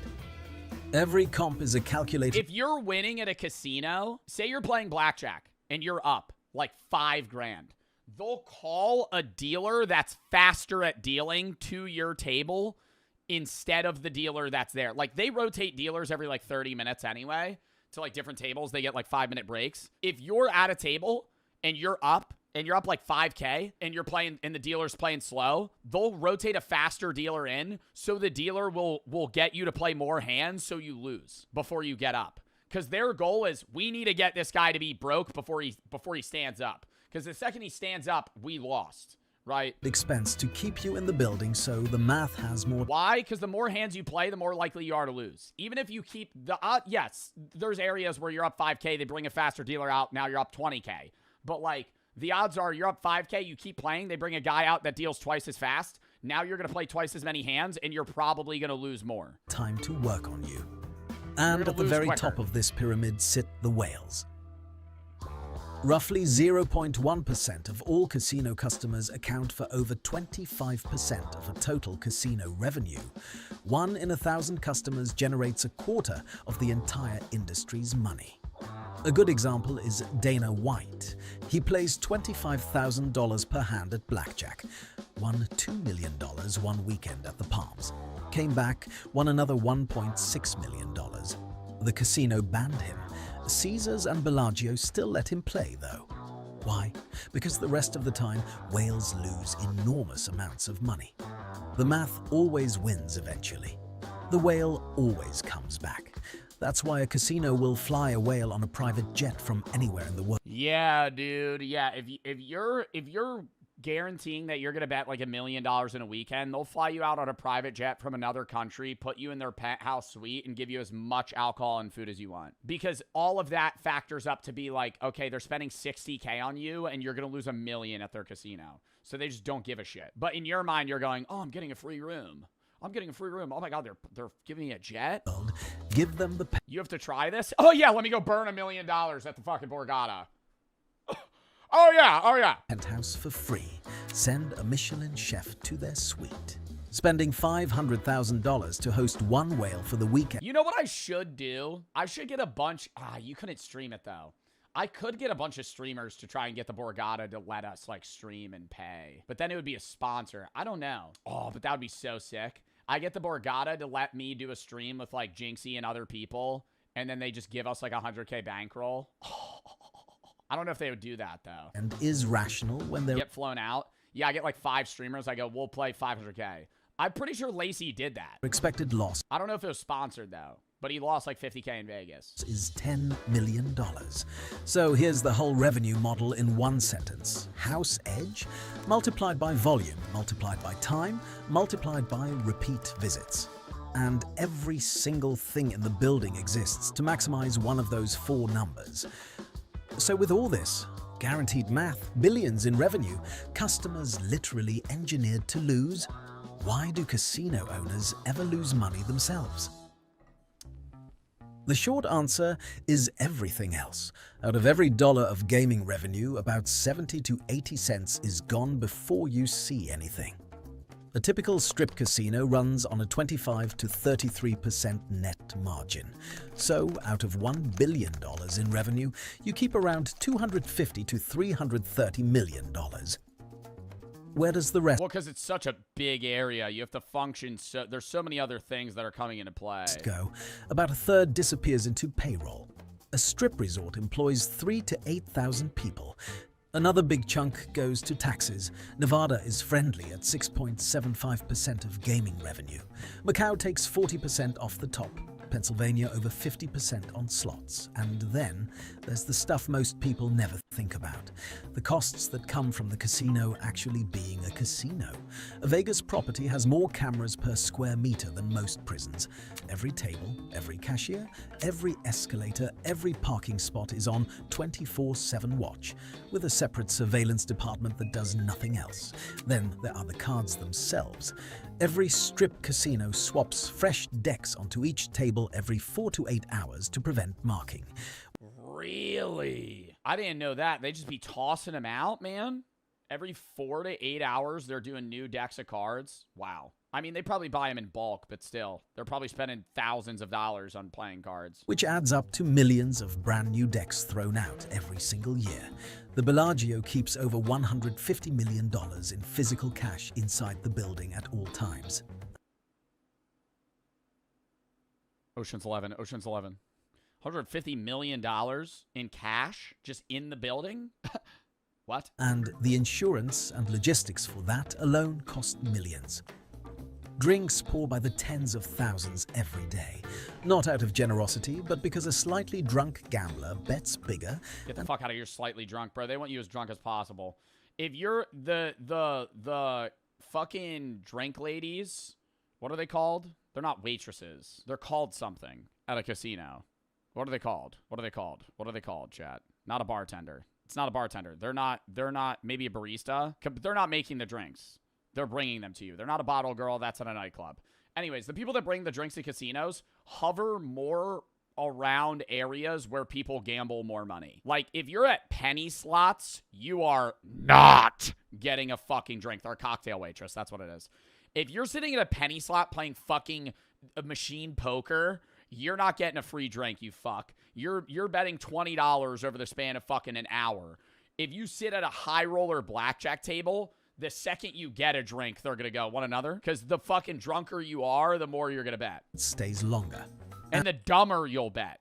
It's not the more even. It's like, even if you're drunk and you're betting $1,000 no matter what, the drunker you are, you might still bet $1,000 either way. But when you're drunk, you're going to bet $50 hand, $100 hand, $50 hand, $150 hand, instead of being a blanketed 50, 50, 50, 50. Because when you scale that, you're risking your volatility even higher because you're changing your bet scheme to where you're losing the potential of having a run, right? Because you're making yourself bet higher and lower odds. I do that. Right, when I show up to the casino, I'm doing, $50 hand, $50 hand, $50 hand. When I'm drunk, I go, I have a good feeling about this one, 200. Bust, right? So now I just burned 4 hands that I could have played. And then I would have potentially won. And drunk gamblers fall, fight, and lose money they decide must be somebody else's fault, which is why casinos get sued more often than doctors and pay liability premiums that climb every year. The math gives you a guaranteed top line. Everything below it is a fist fight. That fist fight is where most casino owners lose, and it has a small set of repeat patterns.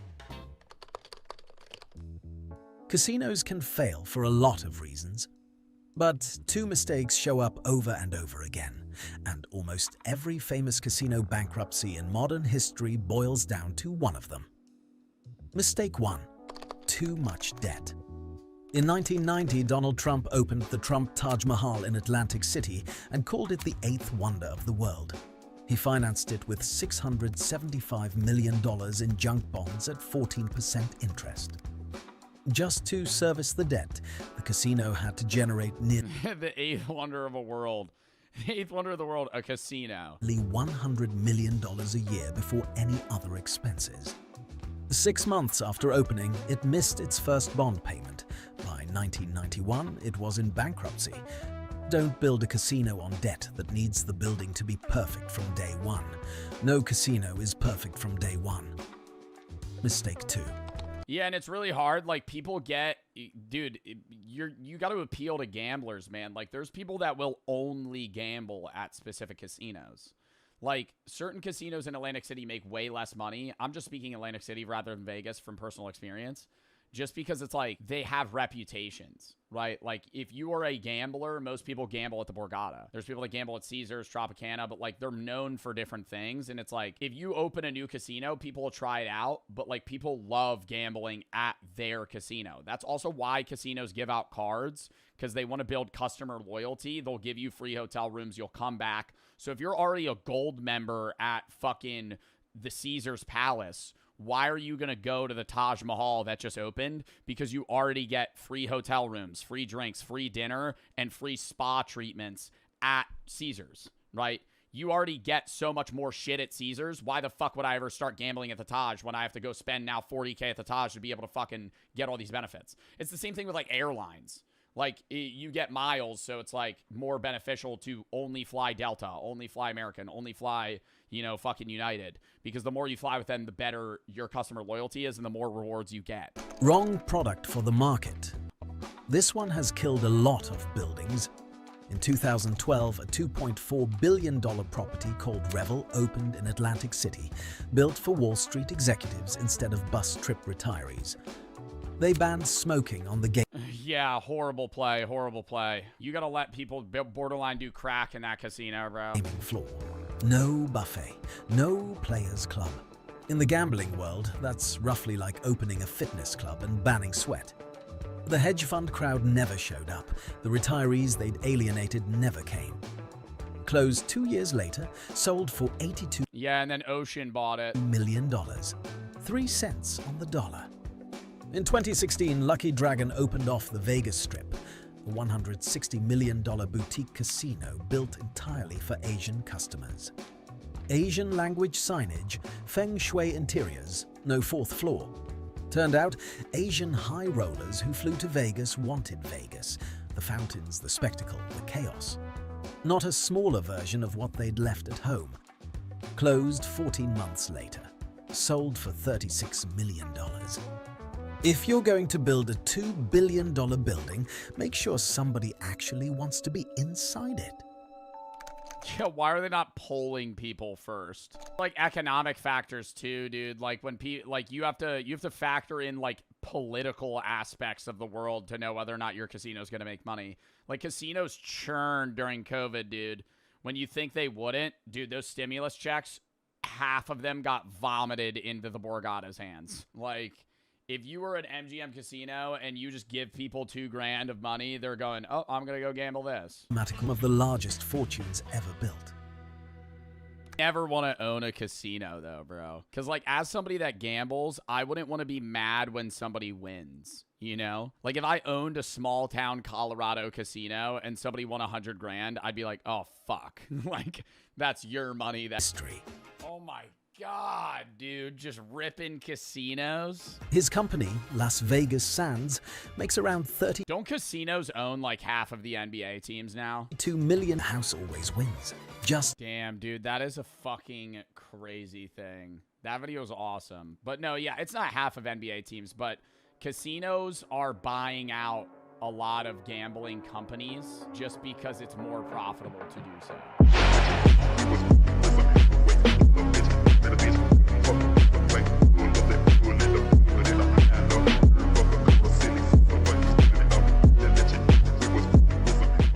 Zoo attacks when animals bite back. You're not going to witness anybody die on this, but this will be disturbing shit.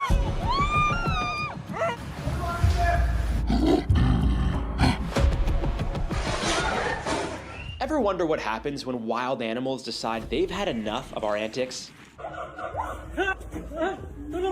Getting grabbed by an orangutan. I'll just take my shirt off. We're about to explore 5 chilling tales that may make you seriously reconsider taunting caged animals. From thrill seekers chasing viral... Taunting caged animals. Taunting animals in general. I don't think in the wilderness or in the zoo you should be fucking getting into a lion cage and fucking messing with the animal. It's just a bad idea. Fame to tourists acting a bit too silly when they should know better. These stories expose the startling consequences of underestimating Mother Nature. Think snapping a risky selfie is worth the likes? These people found out the hard way. With a fucking bison? Nah, that's actually mad cringe, too. What, are you gonna post this on Instagram? Yeah, just chilling with the bison. He was so nice. What the fuck are you gonna do here? They put them down? Well, yeah, and then you fall into the fucking cage. It's gonna be a Harambe incident where now they gotta kill the zoo animal. These people found out the hard way. It's all fun and games until their annoyed photo partner... Oh my God, he was actually getting grabbed by the decides to rewrite the script. Why did a woman think that's a fucking movie. Polar bears make for great swimming companions?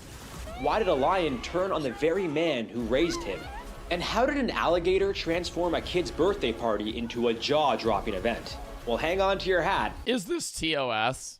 I don't think it is. But I don't know. Because you're not going to see blood or anything. It's just like nobody dies. Well, no, somebody might die, but they're not going to show a video of that. Like that woman, I've seen that woman's video before where she got bit by the alligator. She's fine. Like it up her hand, but... As we look at some of the deadliest zoo attacks. Here at How to Survive, we're all about survival, even when it comes to surviving the tough demands of being a video creator. Thankfully, you... Here at How to Survive, we're here trying to teach you guys how to survive deadly zoo attacks. 10-second video. Don't go to the zoo. Actually, go to the zoo. Don't get in an animal enclosure. That's all you gotta do. If you're already an in-video user... Woman attacked by a polar bear. How do you get attacked by a polar bear at a fucking zoo? Berlin Zoo. Did she jump in the water with them? Boasting the world's most extensive variety of species, is a place where families come to experience the marvels of the animal kingdom. But I would get in like a lemur exhibit, something of like a small ape, but not like a chimp. But on April 10th, 2000. Yeah, I'd get in well, I don't want to get with a koala. Don't koalas have chlamydia and like diseases? Yeah, I'd get like a meerkat exhibit. 9. Those marvels... Lemurs are not apes? Okay, a monkey. Turned into a moment of sheer terror. A 32-year-old woman decided to get an up-close and personal encounter with the zoo's star attraction, the polar bears. Ignoring multiple warning signs and protective barriers, she climbed over a fence, waited... Yo, literally the exact type of person we were talking about the other stream that's like, yeah, animals just recognize me. I think if I was in the wilderness and I passed a bear, it would just get me. It wouldn't hurt me. It would understand who I am. We would connect on a deeper level. That polar bear is going to fuck you up. That polar bear is going to maul your ass. That regular bear is going to maul your ass. You get in the fucking cage with any animal that is ready to kill and eat meat, they're fucking murdering you. Your food. Through a thorny hedge and scaled a nearly 10-foot-high wall to reach the enclosure.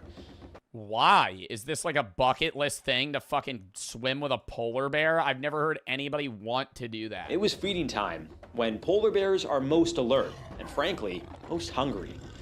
As she plunged into the moat that separated the polar bears from the public, they took immediate notice. One approached her with a curious yet predatory gaze. What was her plan, though? Like to snuggle with the polar bear? Like, go swim with it? It's gonna jump in the water and, like, lick her? Within seconds, to pet it. Curiosity turned into aggression. The bear lunged, sinking its powerful jaws into her back. This is AI. Back and arms. Panicked spectators watched in horror, some capturing the ordeal on camera. Zoo staff reacted swiftly. They threw life buoys and extended ladders to distract the bear. Some even used sticks to fend it off. After several tense minutes, they managed to pull the woman to safety. She suffered severe lacerations and bite wounds, but miraculously survived. Medical experts later stated that if... And then she should be banned from ever going to any zoo for the rest of her life. I don't care if she wants to or doesn't want to go. She should never be allowed near those animals. She should never be allowed to go there again because you're a fucking idiot. You're like, yeah, I'm going to jump over the fucking polar bear cage and go swim with them. Are you dead ass right now? Obviously, she's probably just never going to want to go back because she almost just got eaten alive by a polar bear. But what was the fucking strategy there? That's not even worth the risk. Like, if polar bears weren't deadly, I'm still not jumping into their exhibit to go fucking pet one. If she had remained in the enclosure any longer, the outcome they would have killed her. Could have been fatal. Polar bears are the largest land carnivores on Earth. Polar bears? There's videos of polar bears trying to crack open glass cages that people, like plexiglass, that people stay in like, you know, Alaska or Antarctica, wherever the fuck polar bears are. And they're like clawing at it, going, and like trying to get in and kill them. Polar bears will always, but there's never a scenario where like you grow up with a polar bear cub and then you're their fucking friend. They're eating you. Earth, with males weighing up to 15. She was suicidal. I think you're pulling that out of your ass. I mean, maybe, dude, maybe you know about this case. I think Erwin17 is just typing that to type that. Hey, no person, if you're suicidal, you think the best way to go is getting eaten by a fucking polar bear. Number one, you should never kill yourself. Number two, getting mauled by a polar bear? Probably one of the worst ways to die. 1,500 pounds and standing over 10 feet tall when on their hind legs. They have a that's the video! Oh my god! Bite force of about 1,200 pounds per square inch, strong enough to crush the skull of a walrus. Their paws, nearly 12 inches wide, help them swim and also deliver deadly blows. From 1870 to 2014, there have been 73 recorded polar bear attacks on humans, 20 of them fatal. These apex predators are highly adapted to Arctic life, but climate change is threatening their existence by reducing sea ice. They rely on ice. Most people also don't recognize how big polar bears are comparable to other bears. Like, you see them at the zoo through glass and pretty far away. Polar bears are like twice the size of most bears. And bears are, you know, 600-700 pounds. Polar bears can weigh like, what, like 2,000 pounds almost? For hunting seals. That's just like a regular land animal. Their primary food source. Zoos play a crucial role in conservation. Oh my god, no, that's so sad. See, I don't know why I'm always like, I hope the seal gets away.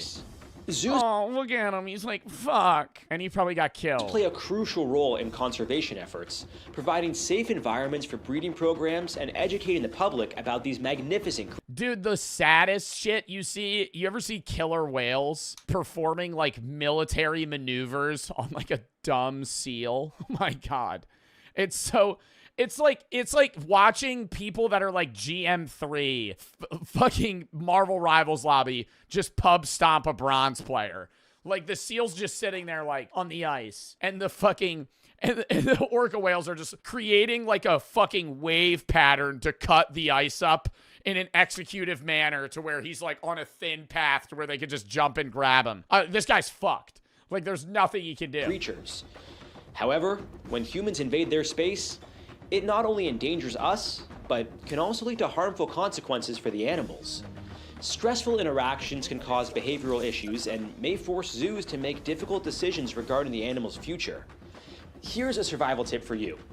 Never, and I mean never, climb over barriers at a zoo. Oh, really? Survival tip? Survival tip? If somebody needs to watch this video as a like, hey, what to do when you're at a zoo. Let me take notes on that. Don't jump in the polar bear enclosure. It's like, I don't want to say that's like a survival of the fittest natural selection type thing, but if you need someone to tell you to not jump into a fucking lion enclosure or a polar bear enclosure, like, dude. They're there for a reason.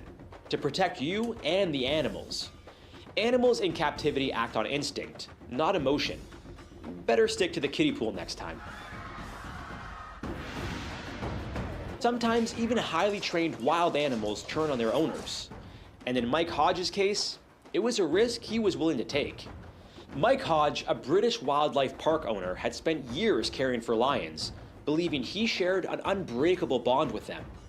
In 2018, dude, the same thing happened to the one guy. There was a dude on, you can hear it. I could probably play the fucking audio. He was a guy that worked with bears. Guy who worked with bears gets mauled. Was it Timothy William Dexter? Yeah, his name was like Timothy Treadwell. Timothy Treadwell is like a famous man who worked with bears and loved bears. And he, is this it?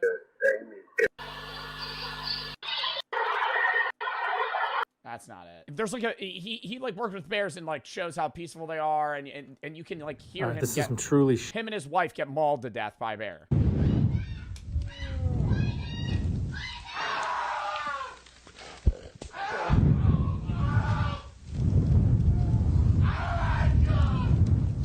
And it ate both of them. Like, don't fuck with wild animals like that. Like, if it's like a deer or some shit, whatever.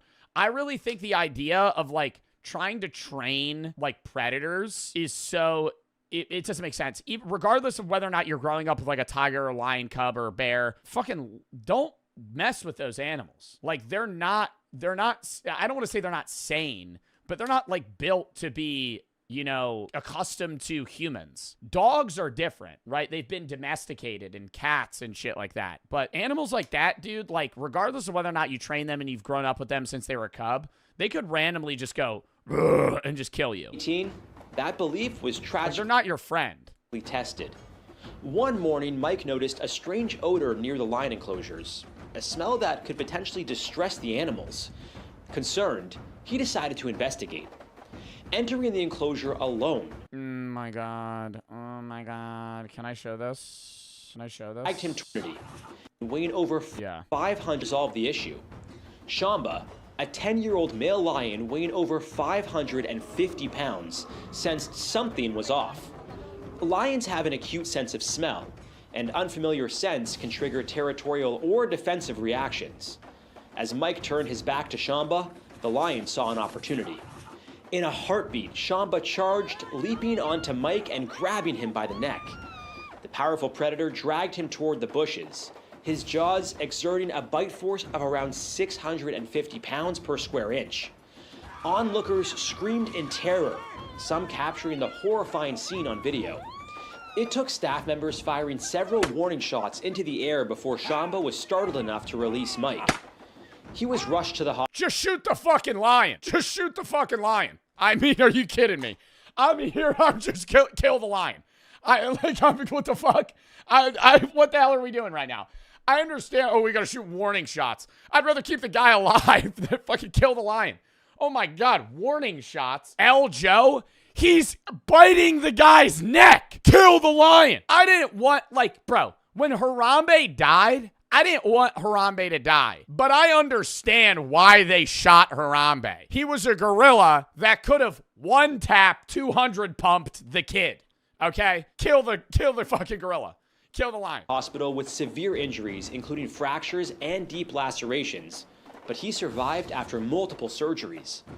Tragically, Shamba was euthanized following the incident, sparking debates about animal welfare and human responsibility. I just think we shouldn't have animals enclosed like that if they're not injured. I understand zoos. I don't know what the San Diego Zoo does. I went there, and I've gone to zoos before and, aquariums and shit. I think, you having zoos of, non-predator animals is fine because now they just get to live easy lives. But if you have, predator animals like lions, polar bears, bears, whatever, things that kill and eat other animals at zoos, unless they're injured and not capable of surviving in the wild, don't fucking have them there. I can go the rest of my life without seeing a lion in the fucking zoo cage going to provide me 5 seconds of entertainment. Just fucking leave it in the wild. So what made the lion snap? Experts suggest that the unfamiliar smell and Mike's turned back, a sign of vulnerability, triggered Shamba's natural predatory instincts. Even lions raised in captivity retain their natural behaviors. Lions are majestic creatures, commonly referred to as the king of beasts. They can run at speeds up to 50 miles per hour in short bursts and have retractable claws up to 1.5 inches long. Well, lions don't hunt. It's lionesses that do, right? Male lions just protect the pack and fight other men. Their roars can be heard up to 5 miles away. Every year, approximately 250 people are killed by lions. Lions are classified as vulnerable. What? Every year, 250 people are killed by lions. Well, I'm assuming mainly just in Africa. Because I doubt in captivity that many people are fucking getting killed by lions, at zoos and shit. How many people get killed by lions a year? But how? Don't hippos kill the most people? What animal kills the most humans every year? Mosquitoes. Okay. Well, I mean, not a bug. Top 10 deadliest animals on Earth. Hippos kill 500 people a year. Elephants kill 500 people a year. Crocodiles, 1,000. Roundworms, 2,500. Scorpions, 2,600. It's a lot of bugs. Bugs, snakes. The saw-scaled viper kills 138,000 people per year. No fucking way. Freshwater snails kill 200,000. Humans kill each other 436,000 average per year, and mosquitoes kill the most, 1 million. Due to habitat loss and conflicts with humans. I believe the snail stat off of eating or people interacting with them. I don't know. Snakes kill 136,000 people a year. Wildlife reserves aim to protect them, but incidents like this highlight the complexities of human-animal interactions. Here's a survival tip. Never enter a big cat enclosure alone and unarmed. What the fuck? Here's your next how to survive tip from the How to Survive channel. If you're gonna go into a lion enclosure, go in with other people and bring a weapon. Dude, just go over the fucking examples. You don't need to give me the tip at the end. I feel like the tip is the common sense after watching the clip. Always follow safety protocols and be aware of the animal's body language. Remember, they are not pets. Pat a lion on the head? No thanks. My house cat already thinks he's the boss. If you want to learn more about wildcats, check In the autumn of 2017, a routine day... Tigers are so much scarier than lions. Oh my God. A tiger would beat a lion in a fight too. Because tigers are solitary animals and are way scarier. Their growls are scarier. Yeah, they don't. No, they don't. Yeah, they are. Are tigers solitary creatures? Generally solitary with the exception of tigresses and their cubs. I think they're bigger too. A male tiger is 680 pounds max. Lion weight. Male. Lion's like 420. A tiger would fuck up a lion. At the Kaliningrad Zoo in Russia turned into a fight for survival for one unsuspecting zookeeper. The experienced keeper entered the tiger enclosure to deliver food, believing Typhoon, a male Siberian tiger, was secured in his holding pen. Due either to miscommunication or oversight, Typhoon was still in the enclosure.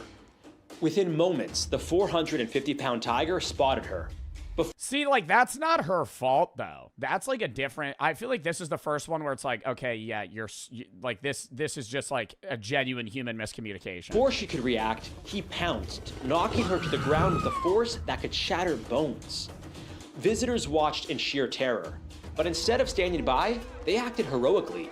They shouted, clapped, and threw anything they could find, including stones, branches, even a table to distract Typhoon. The commotion confused him, momentarily breaking his focus and allowing the keeper to escape into a safe area. She suffered multiple injuries. Well, that's dope that people help. Including deep bite wounds and scratches, but thankfully survived after receiving immediate medical attention. An investigation revealed that she had failed to follow the standard protocol to ensure a gate was securely locked. I swear to fuck, if he ends this segment with, so survival tip, make sure you know the tiger's not in the cage when you go into it. When you're gonna feed the tiger, you don't want to be near it. Simple, yet critical mistake with tip number 3, make sure the door is closed. Nearly fatal consequences. Siberian tigers are the largest big cats, capable of reaching lengths up to 10 oh my God! 10.5 feet and weighing over 700 pounds. They can leap distances of up to 20 feet and have night vision 6 times better than humans. No way that's what they see. Dude.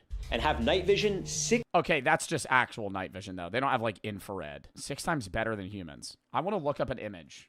What do tigers see at night? Visual. Do you think they have that? It doesn't show anything. It just shows a bunch of tigers at night. I don't know. I've always wondered what, like, actual night vision looks like. You know how cats can see really well at night? I want to look that up. What do cats see at night? The cats can usually see roughly 1/6 the amount of light that people need. Wow. This is, like, the first picture that shows up. So, like, we would see the top one. They would see... Wait. Yeah, they would see the bottom one. So it just looks... I wouldn't even say it looks brighter. It's just, like, they can see more detail easier. Everything just looks a little more highlighted. So odd. 6 times better than humans. There are fewer... Oh, sorry, detail. ...than 500 Siberian tigers left in the wild, making them critically endangered. Habitat loss due to deforestation and poaching for their fur and body parts are their biggest threat. Incidents like this highlight the importance of strict safety protocols to protect both humans and animals. If you find yourself between a tiger and a hard place, here's a survival tip. Oh, here we go. Distraction can be a lifesaver. In the rare event of a big cat attack, loud noises and sudden movements may divert the animal's attention.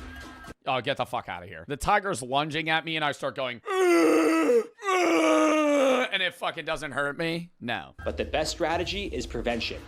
Always follow the zoo's safety guidelines. Now, it's yeah, don't feed the geese. You might die. Easy to be forgetful from time to time.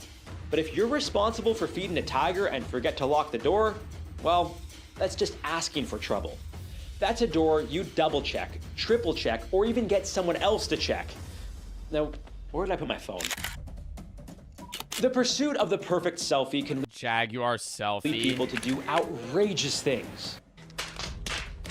But in 2019, one woman's quest for likes nearly cost her everything. Visiting the Wildlife World Zoo in Arizona, she spotted a black jaguar resting near the edge of its enclosure. We're almost done the video. Prime photo opportunity. Ignoring the clear warning signs and a 3-foot barrier designed to keep guests at a safe distance, she stepped over to get closer. As she turned her back to the enclosure for the selfie, the jaguar saw the intrusion as a threat. In a split second, it reached through the metal fencing with its powerful paw, claws extended, and grabbed her arm. Her screams echoed through the zoo. Holy shit. Nearby visitors rushed to help. One man distracted the jaguar by pushing a water bottle through the fence, causing it to release its grip. They pulled her away, her arm covered with deep How did him pushing a water bottle through the fence cause the jaguar to release? gashes that would require stitches, but were not life-threatening. The woman later returned to the zoo to apologize, acknowledging her mistake. The zoo confirmed that the jaguar would not be euthanized, emphasizing that the animal was not at fault. Yeah, I think if it's the animal's fault and it's like lunging out of the cage, like if the animal escaped from its enclosure and attacked somebody, that's different than somebody like putting their hands directly into the fucking enclosure or near it to where it can reach them. Jaguar will not be euthanized. We do not hold the jaguar responsible for what happened. Jaguars are the largest cats in the Americas, weighing up to 250 pounds. They have a powerful bite capable of piercing turtle shells and crushing Yo, actually, I'm going to cave back on what I said. I think with the woman in the polar bear incident, I think they should try to save the woman, but I don't think they would. I don't think they should euthanize the polar bear. I don't think they should euthanize any of them unless it's literally like, okay, we could actually save their life right now if we kill the animal. But if they get the person out and then the animal's still there and like, okay, I don't think they should kill the animal. Skulls. Like, just don't let people in the cage. Their jaws exert a force of around 1,500 pounds per square inch. Unfortunately, what? Jaguars kill crocodiles? A force of around 1,500 pounds per square inch.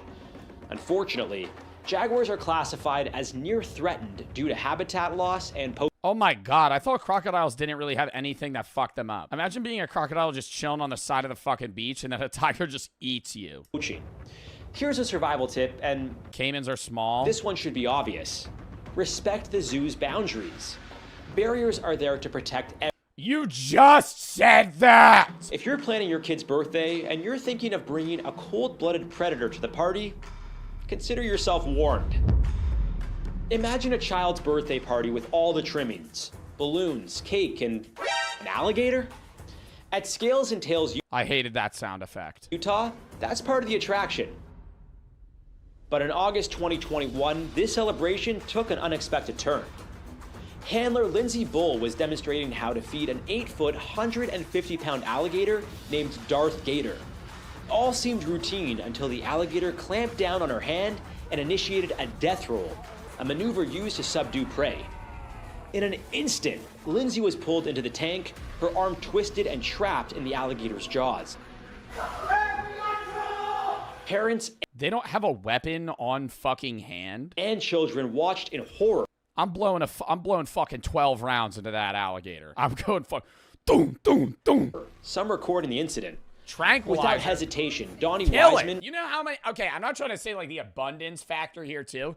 You know how many fucking alligators and crocodiles there are? Dude, they like in some areas they'll fucking pay you to kill them. A guest at the party leaped into action.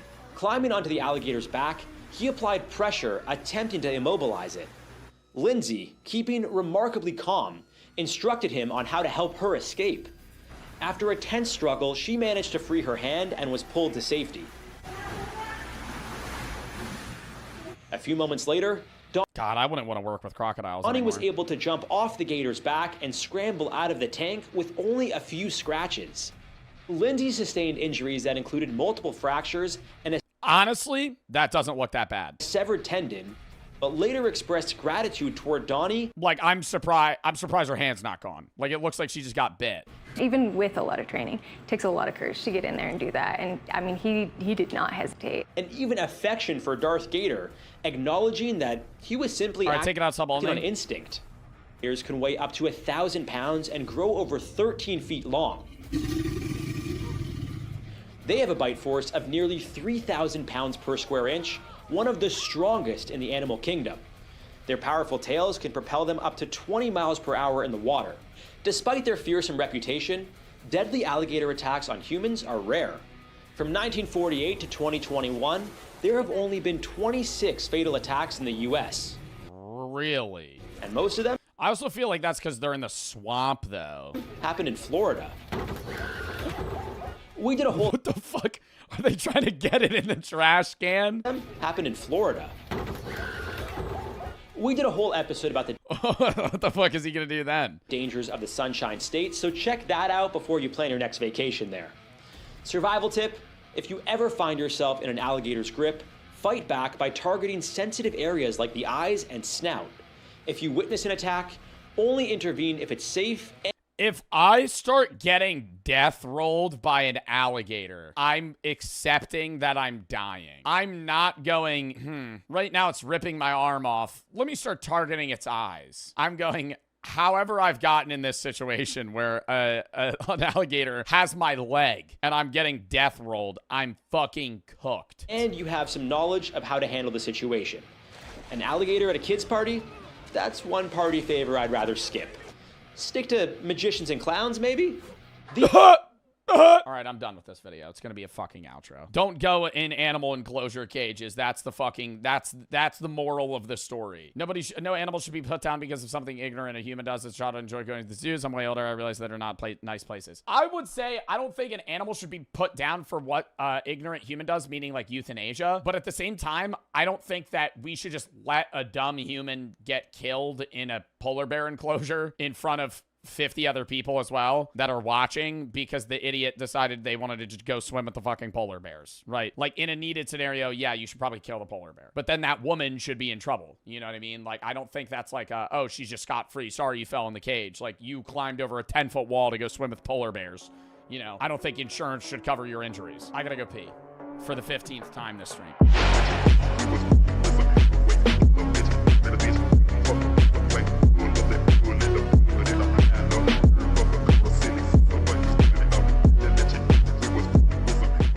Why Gen Z will never own anything. Subscription models were first started as a good thing and date back to the 17th century. They were meant to give an alternative to people who couldn't afford something at the time. And at 1860, the 17th century. What was a subscription model that they had in the 17th century? 60s, milk delivery services in the UK officially became a subscription service. Streaming services were bought by people Oh, milkmen. There were milkmen in the 1600s that were delivering milk for a monthly fee. Because you could access a ton of content without having to buy the actual media every time. And people went in at the time with the thought of, wow, so much stuff. This is such a great price. Dude, Prime Netflix was unmatched.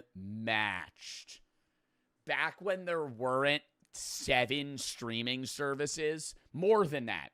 Now there's Hulu, HBO, Peacock, Amazon Prime, Netflix, what else? Paramount Plus. There's a bunch of other ones. Disney Plus, Tubi's free.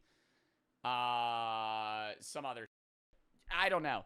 Prime Netflix though, like when on demand was like ruled as useless and Netflix had like everything on it, that was so sick, dude. I remember that. Obviously, I think looking back at it as well, their category was less than we perceive it. It was just like one of the first subscription services. So it was like, you know, really cool to be able to access anything on their service for free at any time. But now it's just like everybody's subscribed to 4 different streaming services. It's like $100 a month. Surely they won't increase the price every year by 5% and remove every show I like. Oh, wait. Yeah, there's honestly one post that inspired. I think subscription services is still better than cable. I think if you have subscription services and don't have cable TV, that's still worth it. Comparable to old pre-subscription service era where like cable TV and on-demand existed. It's still a better system. It's just shitty. It could be better. Make this entire video, and you may have probably already heard about it. DoorDash announces buy now, pay later partnership with Klarna. Like, how can you see this as a human being and think the world is doing okay? Imagine getting your car repoed because you were a year. Well, buy now, pay later is something that exists for anything. You could do buy now, pay later for the most random shit that costs like $12, which. And that's, honestly, that's Klarna. I think Klarna itself is bad. I don't think that, you know, the use of buy now, pay later in itself is a bad thing. It just promotes financial recklessness because people will spend money they don't have. But that just goes back to the idea of credit in general. And you need good credit, at least in the United States, to be able to fucking buy anything. If you want to fucking not finance, but if you want to buy anything, if you don't have a good credit score, they're not going to trust you. But it's just a shitty, flawed system to be able to own something and not having paid for it.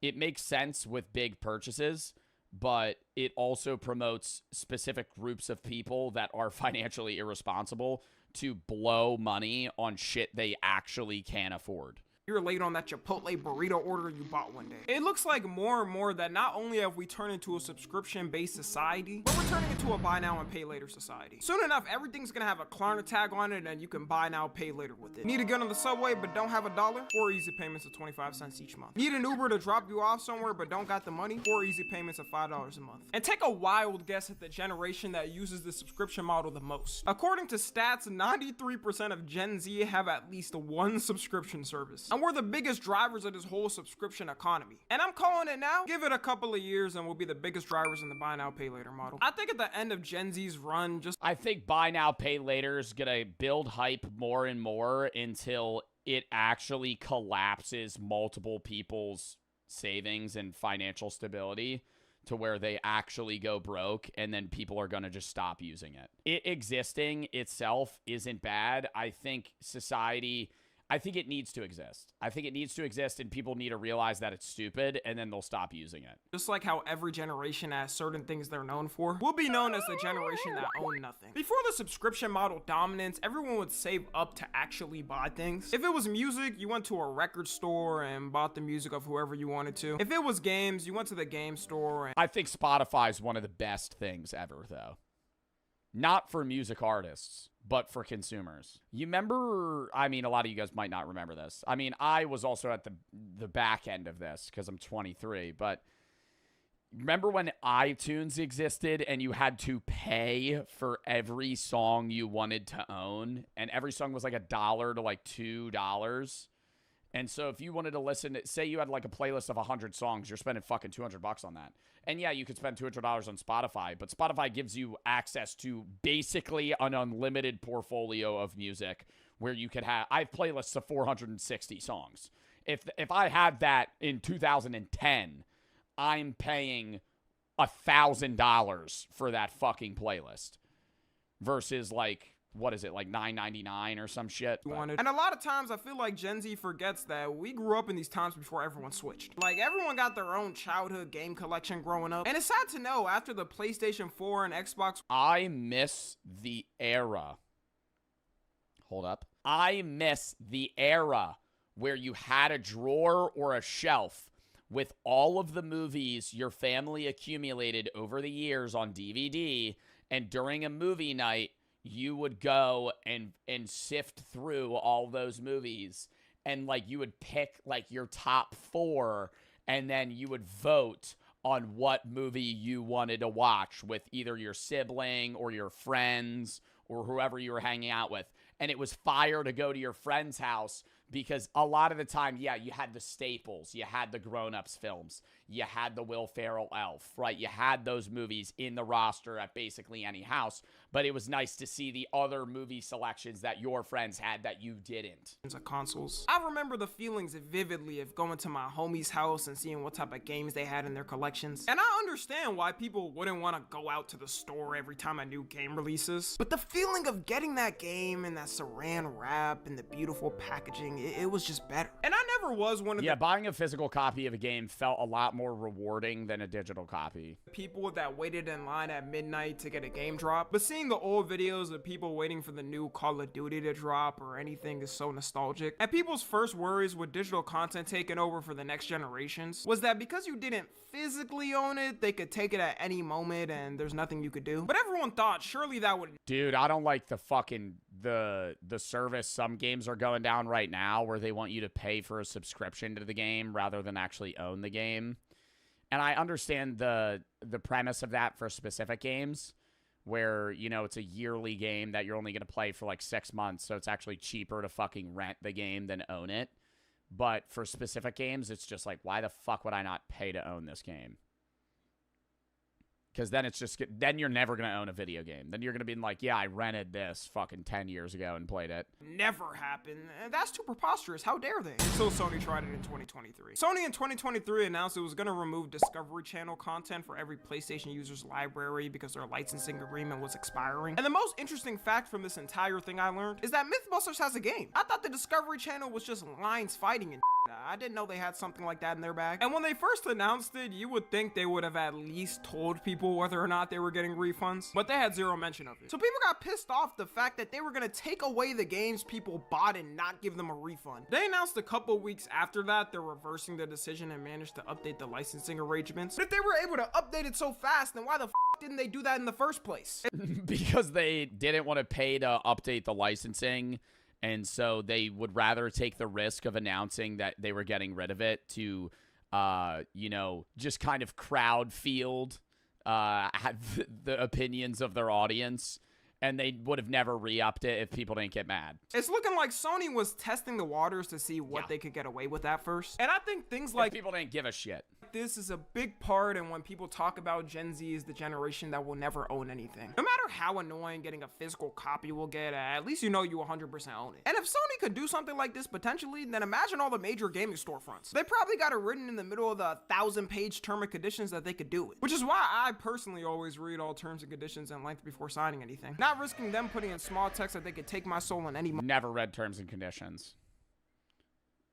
Press down on the mouse wheel, scroll, accept, click. Gen Z will never own a house. I think most people probably won't even start the process of getting one. Like our generation's already having a hard time trying to get an apartment. Because nowadays, they be requiring you to make 3x the income just to rent it. Just worry if you get your money at the end of the month or not, my Don't worry on the ways I had to get it. Imagine you're someone making a good salary, like $6,000 a month. You think something like $3,000 a month is good because that's half your income and it's a nice place. Then they come back. That's dumb as hell. If you, I think if you make $6K a month, you're gonna be spending $3K a month on a place. That's pre-utilities, pre-fucking other expenses, bro. You're spending half your income on just rent. Saying you gotta make at least $9,000. How the f would I be able to cough up that money? I'm gonna have to go on the streets of Gotham as Batman to do that. The worst part about it too is there's not really anything we could do about it. All these massive investment companies have bought all the houses in America because they have Yeah, but they do it under like fucking like facade like agencies or companies or people. Blackstone owns like half the houses within a fucking 3-mile radius of you, but you don't know it. Or BlackRock, not Blackstone. What the fuck am I saying? Why does it say Blackstone? Isn't it BlackRock? I thought it was BlackRock. I just think housing in general is becoming a less and less used trend by millennials and Gen Z. People like renting more instead of owning. I think it's just because of the prices of housing, honestly, and also just the things that come with owning a house, where you have to pay for specific things and you have to fix problems yourself. Owning a house is having to fix the problems yourself. When you're a renter, you have your landlord having to fix that. So it's just a much easier system for a lot of people, and houses are just fucking expensive as shit. America because they have unlimited money. Not just in America too, they do it in other countries. And they put the prices at whatever they want to because they can do whatever they want. They own the market. Which is why rentals are such a common thing now. But the older generation will still be like, grr. You doggone kids, always complaining and never working. Just work harder and you can buy a house like me when I was 18. Like, buddy, you bought a house for 2 chopsticks and a penny. Shut up. It took you 6 months of working. Well, a lot of old people will respond and say, well, that's because of inflation. But even if you take inflation into account, old people's homes were still drastically cheaper than they cost now. At McDonald's to put a down payment on that house. It's crazy to me how It was because there was less people. Land was cheaper. Land's way more expensive now. If you live somewhere, that's why a lot of people like buying houses in Texas and shit. You're gonna get way more. You're gonna get way more land. You're gonna get way more stuff. You're gonna get a bigger house. In land is more valuable now than it used to be then, especially in higher populated areas. Somebody in chat earlier was like, "Well, now buying land and building on that land is the move," and that is true depending on the place that you live in. But like in New Jersey's the most densely populated state in the U.S. You're not going to fucking find much land to just buy you're going to build on. It just makes more sense to just buy a pre-owned house if you're somebody that's buying. But most people, it just makes more sense for like, you know, people that are young like me, you, to just rent. The older generation still doesn't understand how much of a struggle it is to grow up in this time. They only started to realize after COVID hit and things started affecting them. The older they get, the less and less they want to listen though. And a lot of Gen Z will 100% follow what the older generation says, which I think is a big problem for us. The older generation is right on certain things, but other things, not so much. Like for example, there are a lot of lazy that just sit down and scroll on TikTok all day and just goon the OF girls and don't even try to find a job because they think things are so cooked that it's not worth even trying. And our generation also definitely doesn't handle confrontations well. But what they're 100% wrong on is the old system laid out for success. Like in their time period, the things they're advocating for, yes, you could go to college, come out with your degree, and be guaranteed a nice cozy office job with benefits 99% of the time. But nowadays, you gotta be Spartan fighting with your peers on LinkedIn just to be able to apply for a job. You gotta be pulling some tragic levels of backstabbing just to make it up the ladder. The biggest regret I've noticed a lot of times for people that graduated and are in debt and still can't find a job is that they always say they felt pressure by their parents and family to finish school. There is the aspect. I agree that I think there's a pressure on that. I think a bigger problem isn't even necessarily the debt that's being accrued. It's the fact of many people choosing colleges that are absurdly expensive. Colleges are going to get more and more expensive than they have, all of them across the board. But a bigger problem is that people are paying these prices for absurdly expensive colleges, and so they're going to continue pricing their tuition at that fee. Yes, that may be something that they need to do, but they're going to continue to do it just like a business if people are willing to pay. If people are going to pay it, they're going to do it. And so I think if you're paying for your own college and you're a broke fucking 18, 19, 20-year-old, don't go to Drexel and have no scholarship and pay $50,000, $60,000 a year to go to that university when you could get a degree that might be from a slightly less accredited university, but something that is going to be 85% cheaper and put you in drastically less debt. It's also the job market is kind of fucked because a lot of people wanted to get in. A lot of people choose what jobs they want to get into based off pay, and a lot of the high-paying jobs right now have a lot of people going into college for them already. And so you go into college going, I'm going to get this job in this marketing field or this coding job because it's paying really high. But then there's going to be a massive influx of students that are getting degrees in that field and flooding the job market. And so the fucking demand is going to lessen because the supply is going to be so big.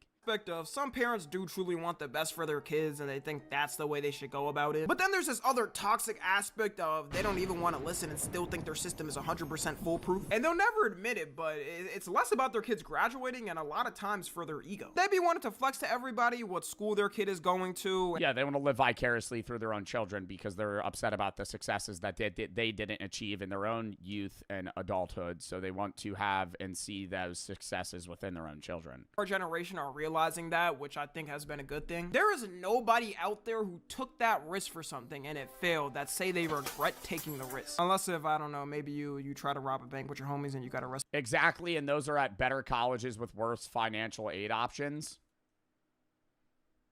Depends. I have friends that work in sports management that actively work with like big sports companies in hockey and baseball that went to $10,000 per year state schools. It is possible to get good connections at non-$50,000, $60,000 year university. If you think the only way you could get a connection is putting yourself $250,000 in debt, you are wrongly perceiving the education system. I'm not one of those that says college is useless all the time and you should become a drop shipper on TikTok and be eternally sent to posting ads like this for people to buy. Mustard or ketchup! They be selling this shit and then it has fucking 4,500 sold. And I'm going, who the hell's buying this? But something the older generations don't acknowledge is the amount of ways you can earn money nowadays. Everyone knows there's like a million ways you can make money online. Half of Gen Z is also Uber drivers and Door Dashers instead of even having a traditional job, which you can have pretty much zero education to do. Some of these people are high school dropouts and make more doing those jobs than a college grad. Don't drop out of high school though. Very much stay your ass in school until you graduate. But my point is, college is the no longer end all be all for your life. A lot of our generation will sacrifice our passions and just to do it. But even if you do have the ideal scenario for the way you wanted things to go, it's not like it matters because your ass will probably never ever be able to get a house. It's insane seeing the contrast between how much you made back then and how much a house costed. You could deadass work for 2 years with a fully saved up salary and buy a house in full. Gen Z and millennials had the— I think it'll crash. I think it'll crash at some point. My non-educated Joe Bart prediction, I think the housing market's going to fucking tank at some point, and it'll become more affordable eventually. Because the system will be so fucked to the point where nobody's going to be able to buy a house, and everybody's going to be renting, and that's just a fucking shit-ass, what did Max say? It's a shit-ass society. Not only having houses double the price in the span of 2 years because of COVID, but also having to balance that with the cost of living. By the way, the world is still not financially stable after COVID, so getting a house isn't even a question for people. It's surviving. Which is why most people are choosing to rent. At least it's more reliable than— Dude, it's even worse in Japan, though. Japan has, like, straight up abandoned cities that they're offering to, like, people for $1 if they, like, live there. And the perceived houses in the United States are perceived as like appreciating assets. In Japan, I think it's in the US, I think it's 80% of houses are not built, meaning 80% of houses sold are already existing homes that people then move into. In Japan, I think it's like 15% of houses that are bought are existing homes, meaning that the majority of Japanese people that are buying houses are either demolishing them and building another house or just buying land and building another home, which just they're just constantly breaking down and rebuilding and breaking down and rebuilding.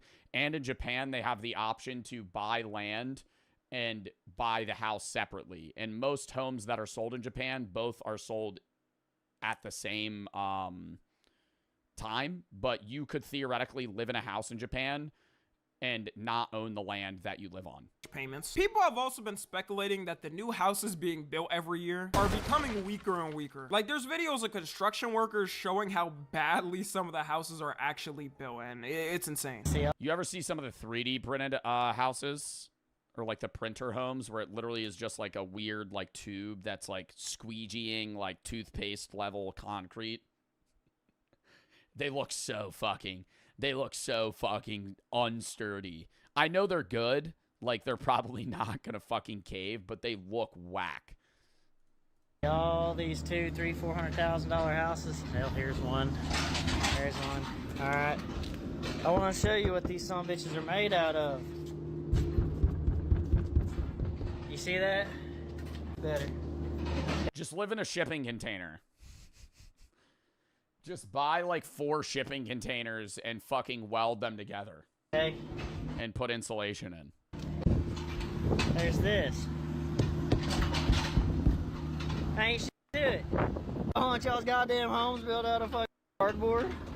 200 G's. 200 G's. It's 2025. There ain't gonna be nothing wrong with new construction.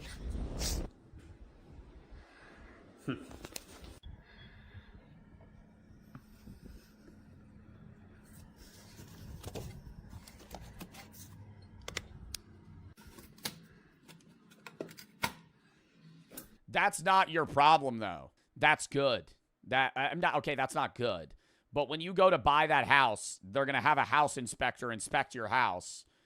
And they're going to go, this has a lot of fucking problems. And then you're going to be able to fucking rake down the price fucking 80 grand because there's a fucking hole in the roof. Like, when you buy a house, I mean, that's different if they bought the land and they're paying somebody to build on it. But when you go to buy a house from somebody, you're going to get somebody to look at the house to make sure it's safe. You're not just going to trust the guy that's like, yeah, she's a beauty. She's a beauty. Been standing for 85 years now. Built in the 40s. What, did a cannonball go through this Throw house? a Hail Mary through the wall of my house and it makes a hole. I know that getting wiped clean when any natural disaster hits. A new house is out of the question for most of Gen Z anyways, but even if you could afford it, that's what you're dealing with. Which is why a lot of people are advocating for people to buy older houses because they say they're more reliable. That American dream of buying a new spanking house after working hard is dead though. Like I'm not buying a drivable house. And you'll be lucky if you can even find a job for Gen Z nowadays. The job market is so cooked for so many people people of our generation is crazy. You'll hear countless stories of people applying to like 100 jobs and getting one response back, maybe. And it's only ramped up because of COVID. I think it depends what type of job you're trying to get into as well. I have a lot of friends that have been recently applying to jobs and getting them fairly quickly, but it's the field that they're in has a high demand and low supply. If you're somebody that's getting into a job field that has a lot of current workers that are competing with you in Gen Z, it gets bad. From someone who hasn't had a traditional job in years. I remember in like 2019 when I was in high school applying to a bunch and getting denied. But after about a week, I managed to work at this pizza place and get hired with zero experience. It's almost impossible to have something like that nowadays. Nowadays, people are complaining that some internships. I think people also are really bad at applying to jobs as well. And a lot of them are online, but sometimes, like when I was applying to a job in high school, and this was like an entry-level job, I applied to like 40 places online. Not 40, like 20. And I was applying at Dick's Sporting Goods. I was applying at McDonald's, Boston Market, Walmart, and none of them were responding. And then I walked into GNC one day because I had enough. I was applying to jobs too much. And I walked into GNC and I went, I need a job. Can I work here? I said it more professionally than that. I said, I'd love to work here. How do I get an interview? And she said, come back tomorrow. Interviewed me for like 5 minutes and was like, all right, I'll hire you. You'll work in 3 days. And I went, okay. Internships are requiring them to have experience too. Like am I an intern or an employee? You mean I need experience? How old were you? 18? But there may just be one beacon of hope for Gen Z. Before then, I did like yard work. Hustlers University. Nah, I'm just kidding. Over the next 20 years, Gen Z and millennials are supposed to have the biggest wealth transfer of all time. It's estimated. Yeah, because all the boomers are gonna keel over, but then a lot of death tax will take place. Government will rake in a lot of money, but then that'll get transferred. Actually, not to millennials. It'll get transferred to Gen X, your parents, and then it's what your parents do with that money that's going to determine what the country does. And then when your parents die, that money will go to you, unless your parents are millennial. In which case, that's going to take a bit longer for them to keel. And then they'll decide what to do. Estimated that $84 trillion of assets are going to be passed down from the older generations to us. And that's accounting everybody 40 and below. According to the new updated terms of being UNC status by the internet, though, if you're over the age of 20 years old now, you're too old and you won't qualify. This is all counting, though, if your family does have assets they could actually pass down, which a majority of people might have, like a car and maybe their parents' house. But if they're still paying for that, yeah, you better run away or you're gonna have to take over them mortgage payments. Or if your family even likes you for real, they could just spend their last money on like some nice ass jewelry and die with the drip as a last. A lot of this really won't matter though. They have all their nice jewelry. They don't even pass it down. They go, I want to get buried in this. Because since everything is still going up, that money's probably going to be worth 1/3 of what it should actually be worth. The sad thing about all of this is we all know the system is taking place in front of our eyes. And you think there's ever a point in time where we run out of gold and start digging up dead bodies to obtain the gold from people that have been buried? We can't probably not do anything about it. We know the politicians will sell us out with a couple of donos on the table, and the companies can keep doing it as long as it's like that. The only way this changes is when those older generations die off and the younger ones take over. Oh my God, I forgot about when this happened. Is that we become the heroes and fix all issues, which will definitely happen for sure, because we're the most caring generation and always listen to each other with open minds. We'll have like 5 solid years before we bankrupt the world. Anyways, that's gonna wrap it up. I don't want to give everybody a doomer mindset, you know, like there is still hope for things. Things have already changed with time compared to the past. Like we've gotten way better at a lot of stuff. So don't worry everyone, have hope. We got Elon Musk running around with the chainsaw in the White House. Surely he'll do something. Follow me on Twitter, Instagram, and I don't know. I don't even do that much good, but he's doing stuff. All right. W stream, W video. We're going to call that there, chat.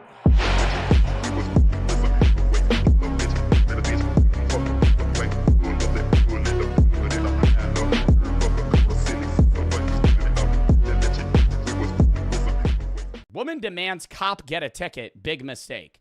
This video has been sent in the suggestion tab 100 times. So it better be good. In this episode of Cop Cam Max, police pursue a driver for a simple speeding violation. But the woman behind the wheel, who may have some anger management issues, insists the officer has no— Oh my God, it looks like I have a bowl cut.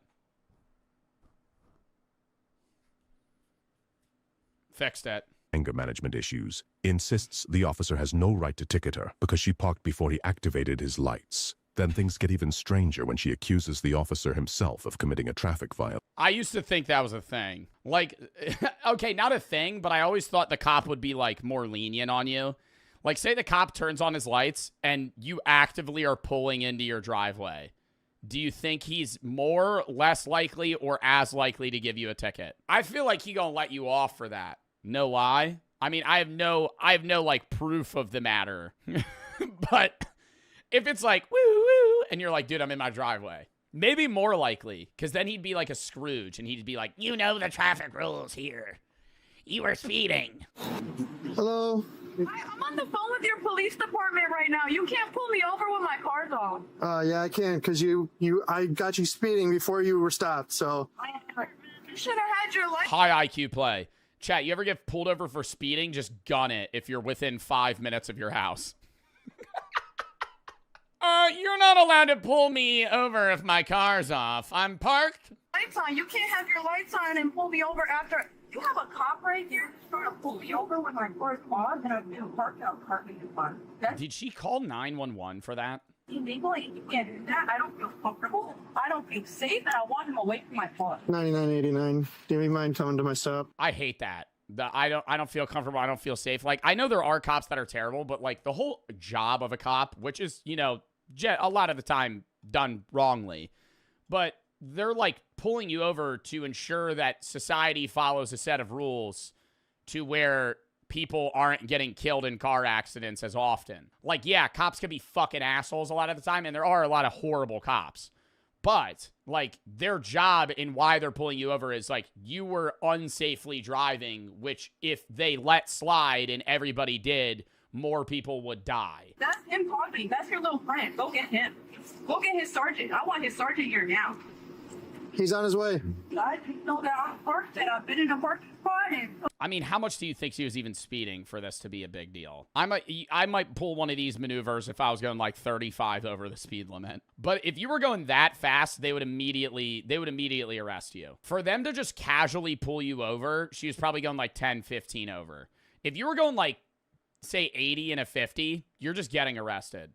Like, they're just arresting. Like, they're not even going license and registration. They're like, get out of the car the second they fucking get there. I thought that you could do something here. What is that number, by the way? Sorry I keep pausing. I'm going to do that 45 times this stream. What is the how fast do you have to be going over the speed limit for them to just instantly arrest you? I would guess like 30. If you're going 15 to 29 miles an hour over the speed limit, it's 4 points on your license. If you get 30 or over, it's 5. How many points on your license gets your license taken away? 12. 12? What the fuck? 12? What the fuck are you going to do to accrue 12 fucking driving violation points? How do that many people have their Bro, what? What gets points on your license? Outside of speeding, like reckless driving. Oh, so it'd be like a few things you could just get like racked up. If you have 24 points or more, you have a year suspension and you have to attend driving school. Oh, here it is. Passing a school bus, 5 points. Aggressive driving, reckless driving, hit and run, property damage only. We had to loop that one in. Following too closely, illegal passing.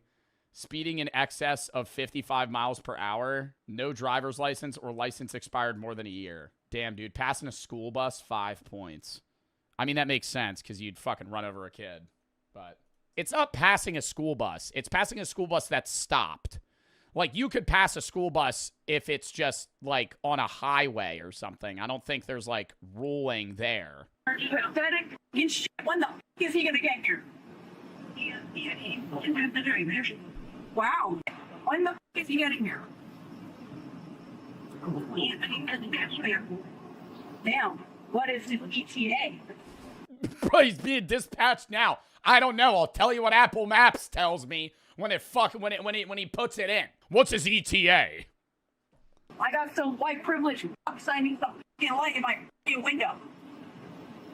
We're gonna fucking trigger happy shit-faced friends down the street. I mean, the argument for white privilege would make more sense if she was being racially profiled. But it's a white guy pulling over a white person. Wow. I can't even know what I fucking want to do now, you fucking idiot! Negative. I'm waiting for my sergeant, another unit. She's irate. Yeah, why don't they hurry the fuck up now? Bro, she could have gotten out of this ticket. Like, we don't even know if he was gonna give her a ticket. Like, if she rolled down the window and was like, oh my God, I'm so sorry I didn't see you. And was like, dude, you gotta glaze the cop. If you're a dickhead to a cop, they're just gonna give you a ticket. Now you're just, like, that's the number one play. No matter if they're wrong, like, just deal with that later. You could fucking dispute that. When they pull you over, they're like, you know how fast you were going? Number one, you just go. Like it's the first time you've been on Earth. I don't know. You were going 12 over? Really? And then it'll go, all right, I'm going to write you a ticket for 5. And you're like, thank you. I'm getting harassed by a police officer illegally, and I feel unsafe, and I want to get you. I've gotten pulled over twice. One because I rolled a stop sign, and it was like, I didn't even roll the stop sign. I stopped over the line. And then the other time I was speeding. I was going 10 over. I thought it was a 50. It was a 40. Yeah. When they get there, oh, no, I can call 911 if it's a fucking emergency. Do you know what the fuck that means? Yeah, this is a fucking emergency. It's not. It's not. You're in a parking lot. He's just kind of waiting outside. You're fucking shit-faced pig! Won't leave me the fuck alone! Throwing slurs around now. I mean, dude, she's like claiming to be like not profiled, but like a white guy using privilege. Like regardless of whether or not she may be homosexual, like she's just like screaming the F slur at a cop. I literally and using it in a derogatory way. Up to the car, she's irate. I got her 57 down Butterfield, and she pulled in here and turned the car off.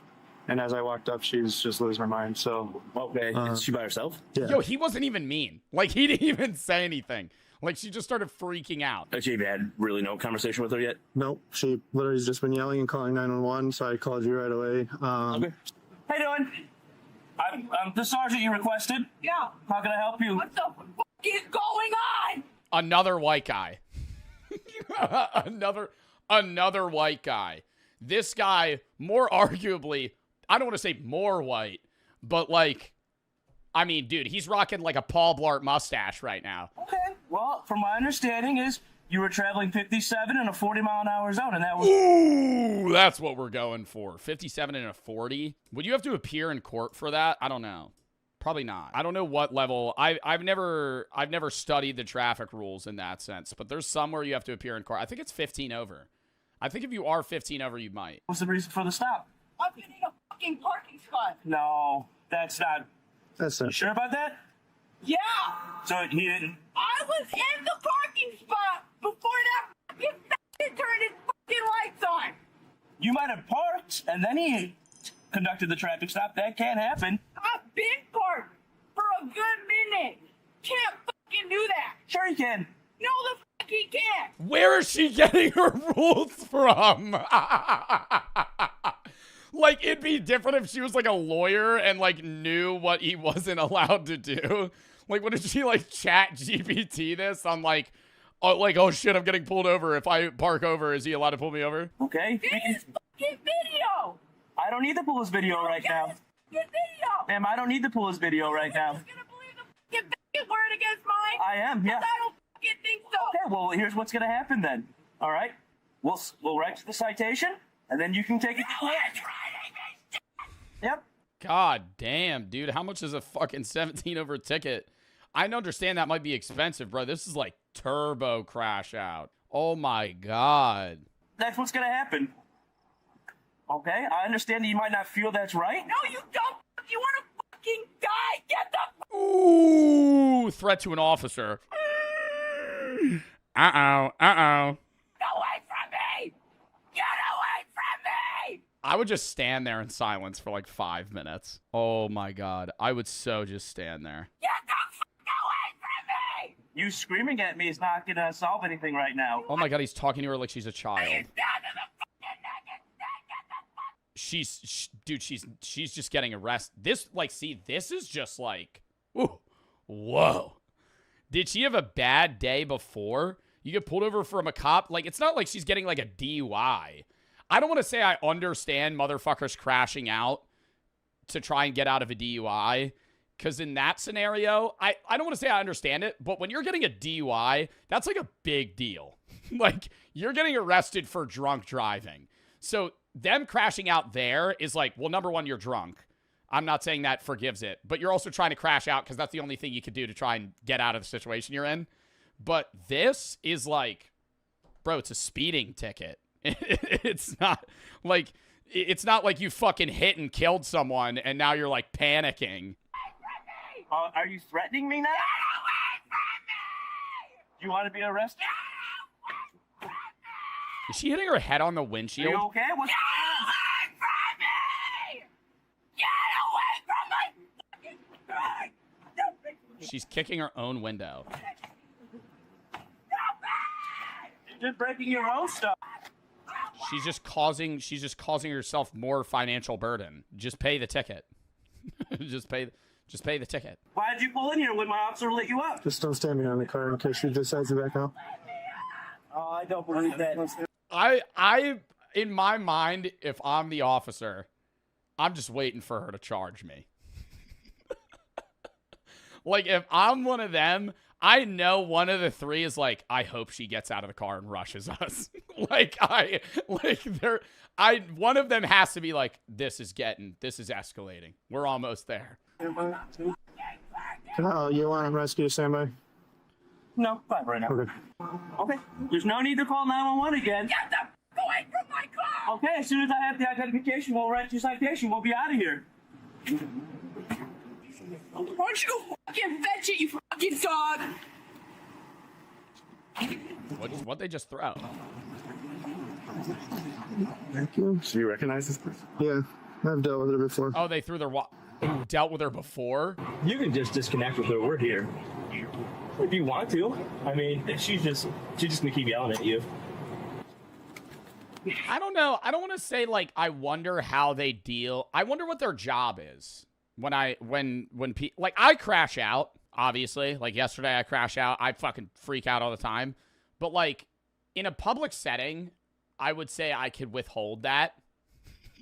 Like, I've never had a mental breakdown in public where I'm like, fuck! Like, screaming, red face, angry. Like, I've gotten mad before, but I've never gotten, like, mad like I am on stream. You could say cap, I don't care. But if she's freaking out this bad, like, there's no way she works in customer service. Like, getting pulled over for a speeding ticket is nowhere near as aggravating as, like, what some of you guys have to deal with on a daily basis at, like, a grocery store or Walmart or being a waiter or a waitress.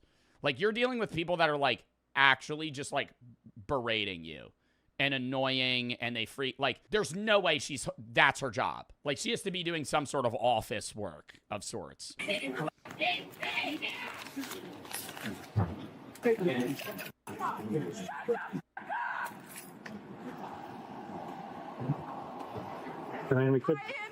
I could do disorderly conduct. I'm getting threatened. No one threatened you once. You literally said you were going to stab the sergeant officer in this city to death in the neck. You said you were going to kill the officer. There's your citation and your ID badge. Through the window.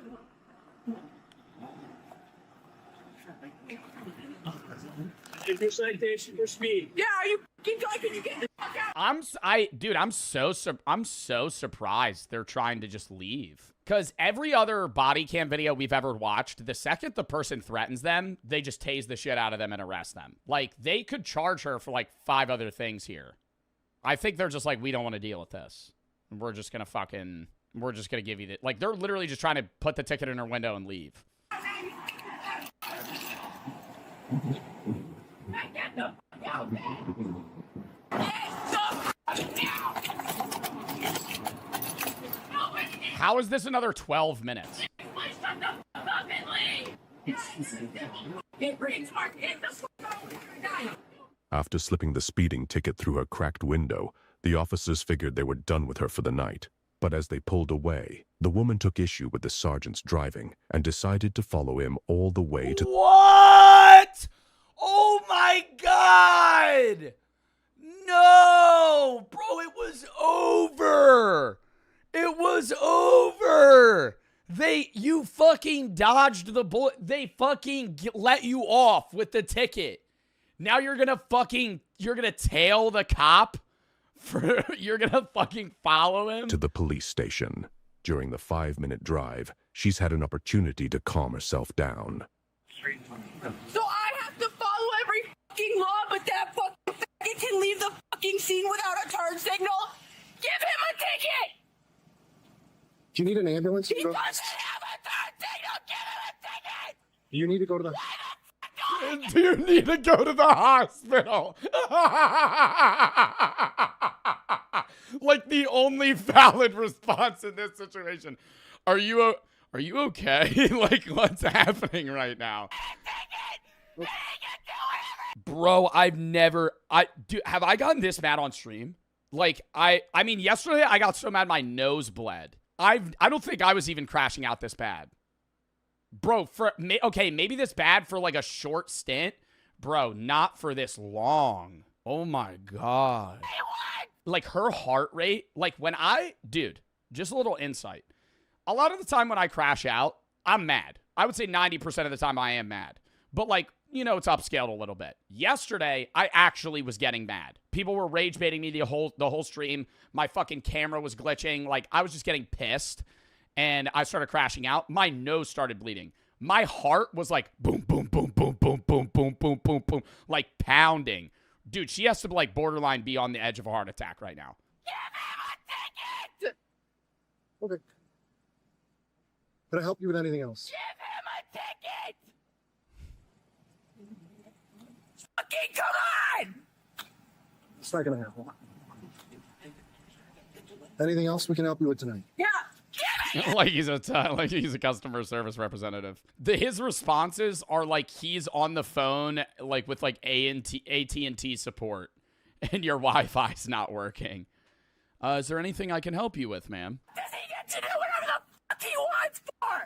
I just want to know, are you okay? I also would argue that going 17 over... Going 57 into 40 is nowhere near as dangerous as not using a turn signal when you're pulling out of a parking lot in the middle of the night. I don't even think that's like a cop-to-cop thing. I really don't think most cops would give you a ticket in that situation. It's like 11 p.m., no one's on the road, and you pull out of a parking lot and you don't put on a right turn signal. Why does she look like stun-locked? Like I just like hit her with like a fucking exiled ability in Marvel Rivals. Fucking dumbass!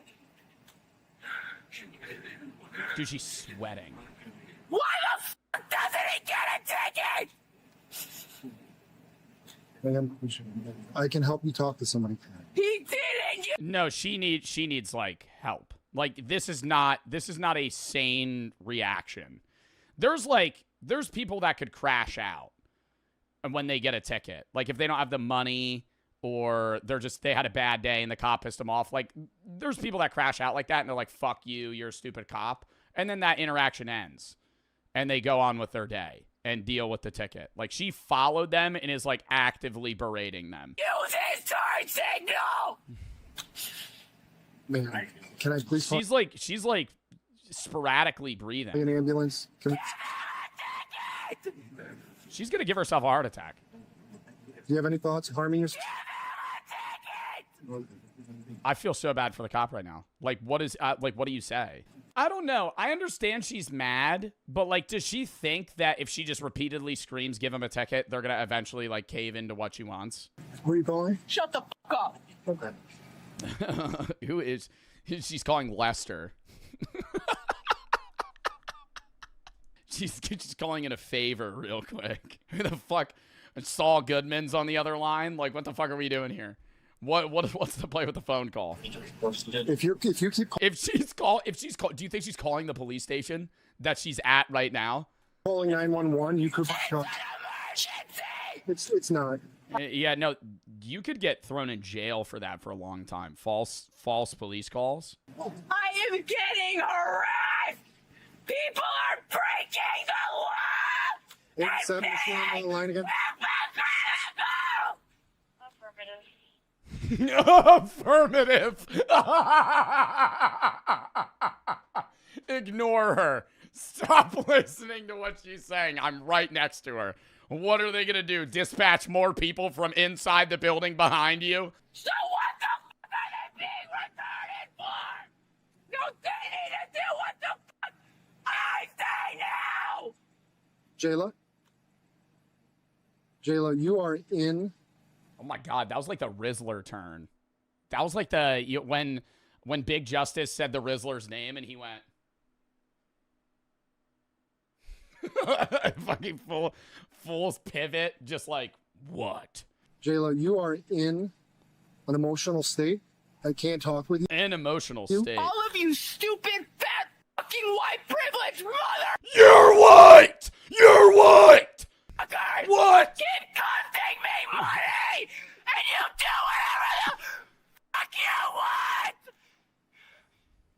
I wish I was a cop so I could shoot all of you the fuck up and get a pat on the back for it.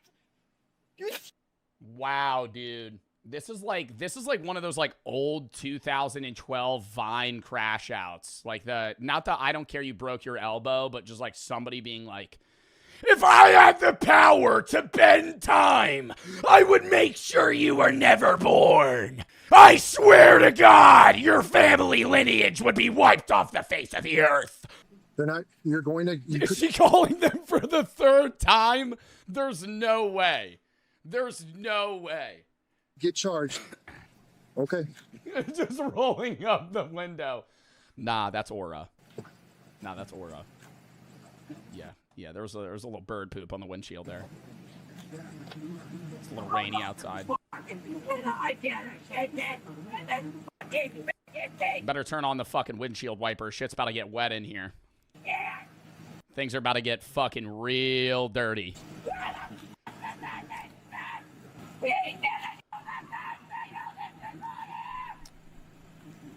What? Like shit's about to hit the fan. Why is that an AO? That's not AO. She rode me the entire way.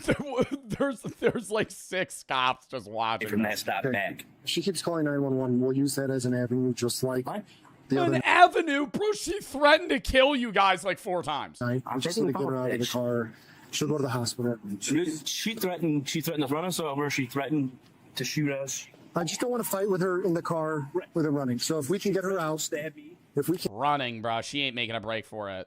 Get her out. If she can get out on her own, if we can get her out somehow.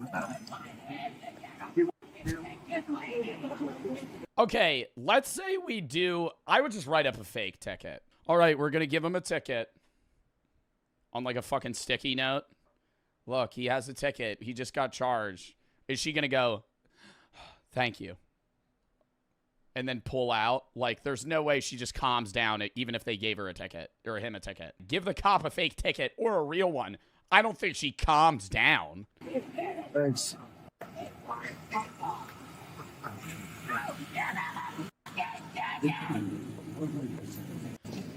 Would you like to talk to him? Yeah! Bro, she's sopping wet.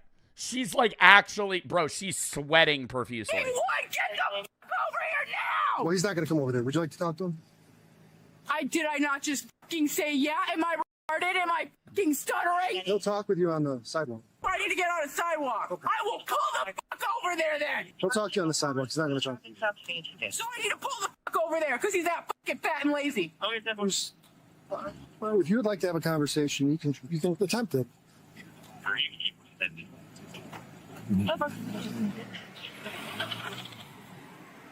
Come on, you fucking signal when you're leaving, huh?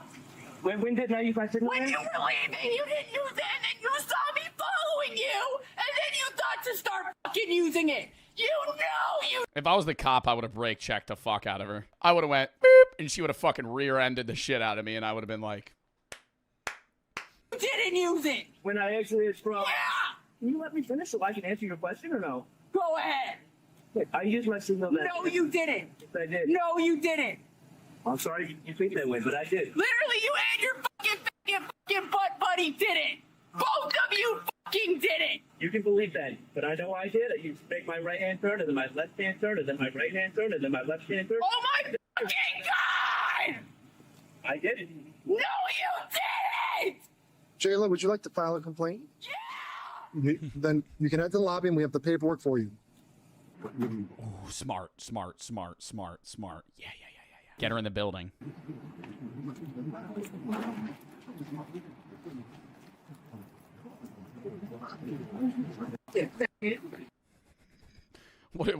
Dude, that'd be so funny if they just give her a clipboard. They have like hotel lobby music playing. Do do do do do do, and she's just like checking off boxes. Like you're at like the doctor's office. They're playing Bruno Mars. Uptown, funk you up. Yeah. Okay, hands behind you. You have a broken hand. Why don't you have a cat? Hands behind your back.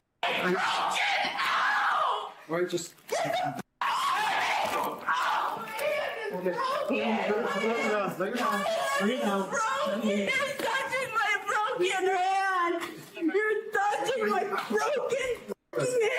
Why are you driving if your hand's shattered to pieces? I will fucking kill you. Watch him Oh, out. another one. She's sweaty. You're touching my She's sweaty. Get it in. Get off of me! No! This is so Stay on your side. Just stay on your side. I can really see why you're all fucking white. Would you like to sit up? Would you like to sit up? I want to sit up. Okay, this is what you're gonna do. Bring your knees up. I cannot breathe. Bring your knees up, and you can sit up. But if you fight or resist here, you're gonna have Bro, to. you can't breathe because you've been crashing out for the last 20 minutes. Get back right there. Just sit. Just stand like that. She's having a fucking panic attack. Off is broken. I'm not doing shit with that hand. Who the fuck touched my car? Get the movie so an ambulance can get through. What fucking ambulance? I'm not getting in a fucking ambulance. For other people! In case somebody else in the world's dying and they need help because you're not the only human that exists on this fucking planet? Oh my god! No, you're gonna repo my fucking car! No. I want my car! You fucking fuck! Give me my car! Give me my car! Heart. You're gonna fucking repo it! No, I'm not. Just to the curb, spine. We'll carry her. No, give me my car! Get in here. Each grab a leg. All right. One. Get on. Grab a leg. No, what? No. I'm just tasing the shit out of her. I'm just at this point, bro, she starts kicking and shit. Go.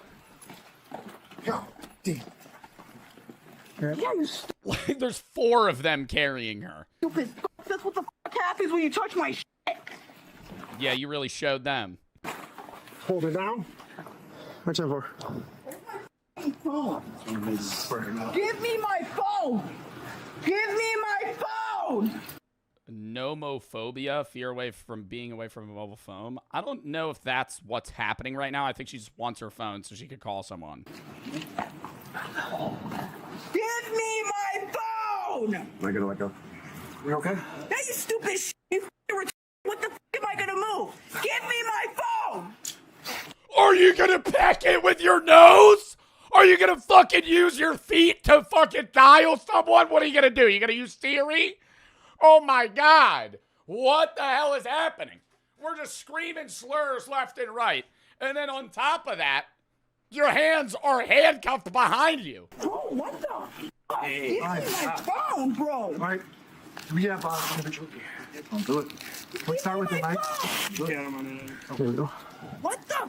Bro, give me my phone! Bro, even in the beginning of the crash out, they could have given her a ticket and then just left. She followed them to the police station.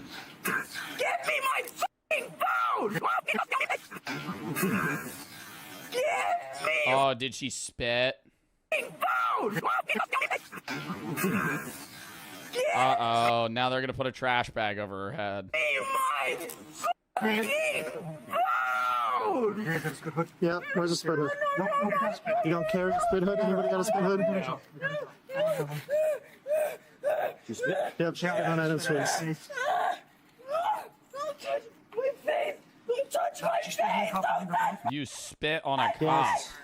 All right, lean forward. I want my phone! Give me my phone! I want my phone! No, don't touch my face! Don't touch my face, please! Please don't touch my face! Bro, this is like becoming unenjoyable to watch. Like, I thought there would be a moment of calm. It like she's never been like one sentence of like, okay, yeah. There's no clarity.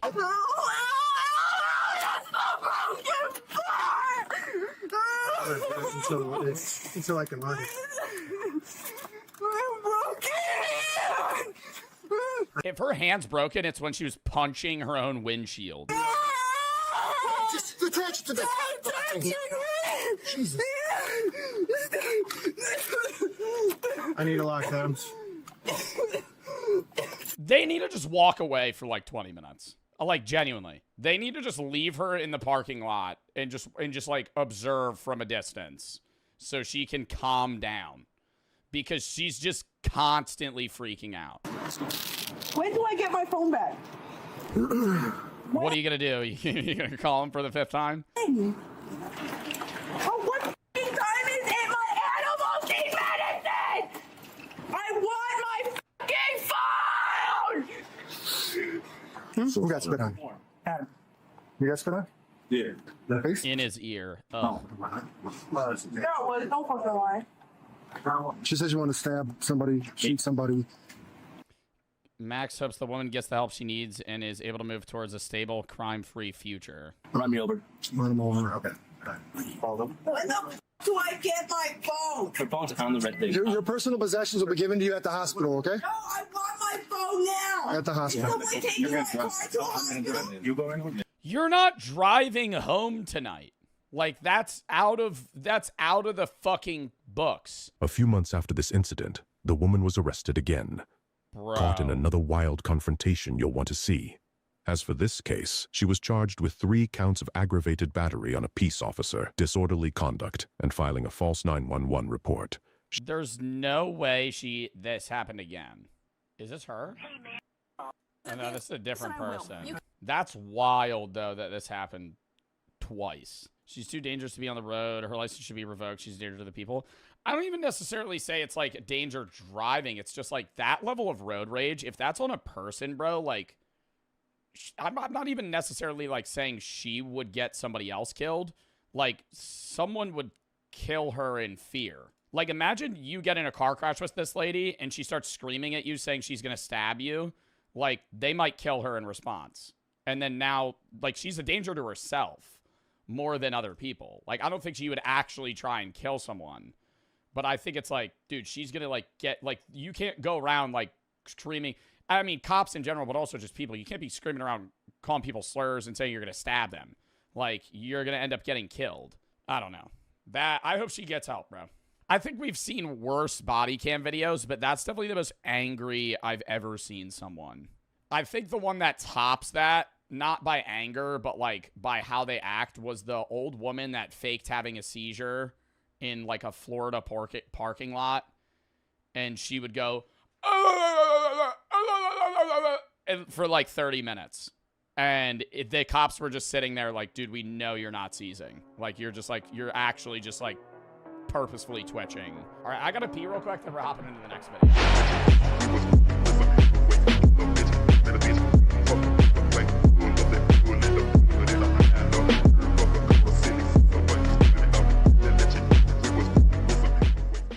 Instagram model who cured her cancer and made millions. The health and wellness industry is worth over $4.5 trillion.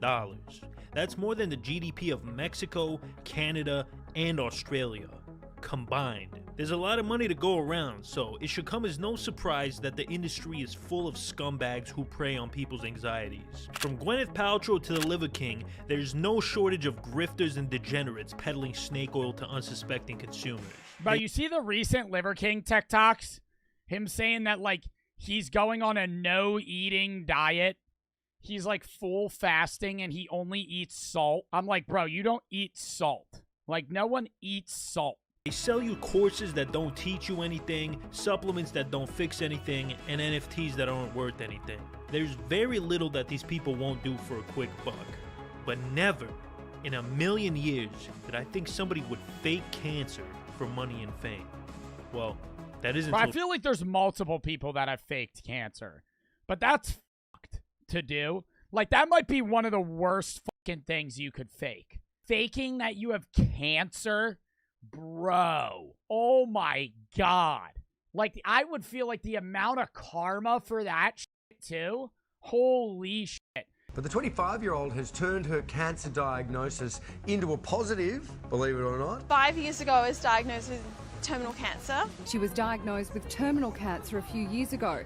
After trying the traditional treatment methods, she turned to Whole Foods to heal herself instead. They didn't fact check her. Somebody says, "Hey, I had terminal brain cancer and I solved it myself." I would say, "Wow, what a great news story. Can you show me that you had cancer first?" Buddy said she ate at Whole Foods and that fixed it. Belle Gibson is someone who became famous in Australia because she claimed to have beaten terminal brain cancer using natural remedies and nutrition. It's all a lie, a great big lie.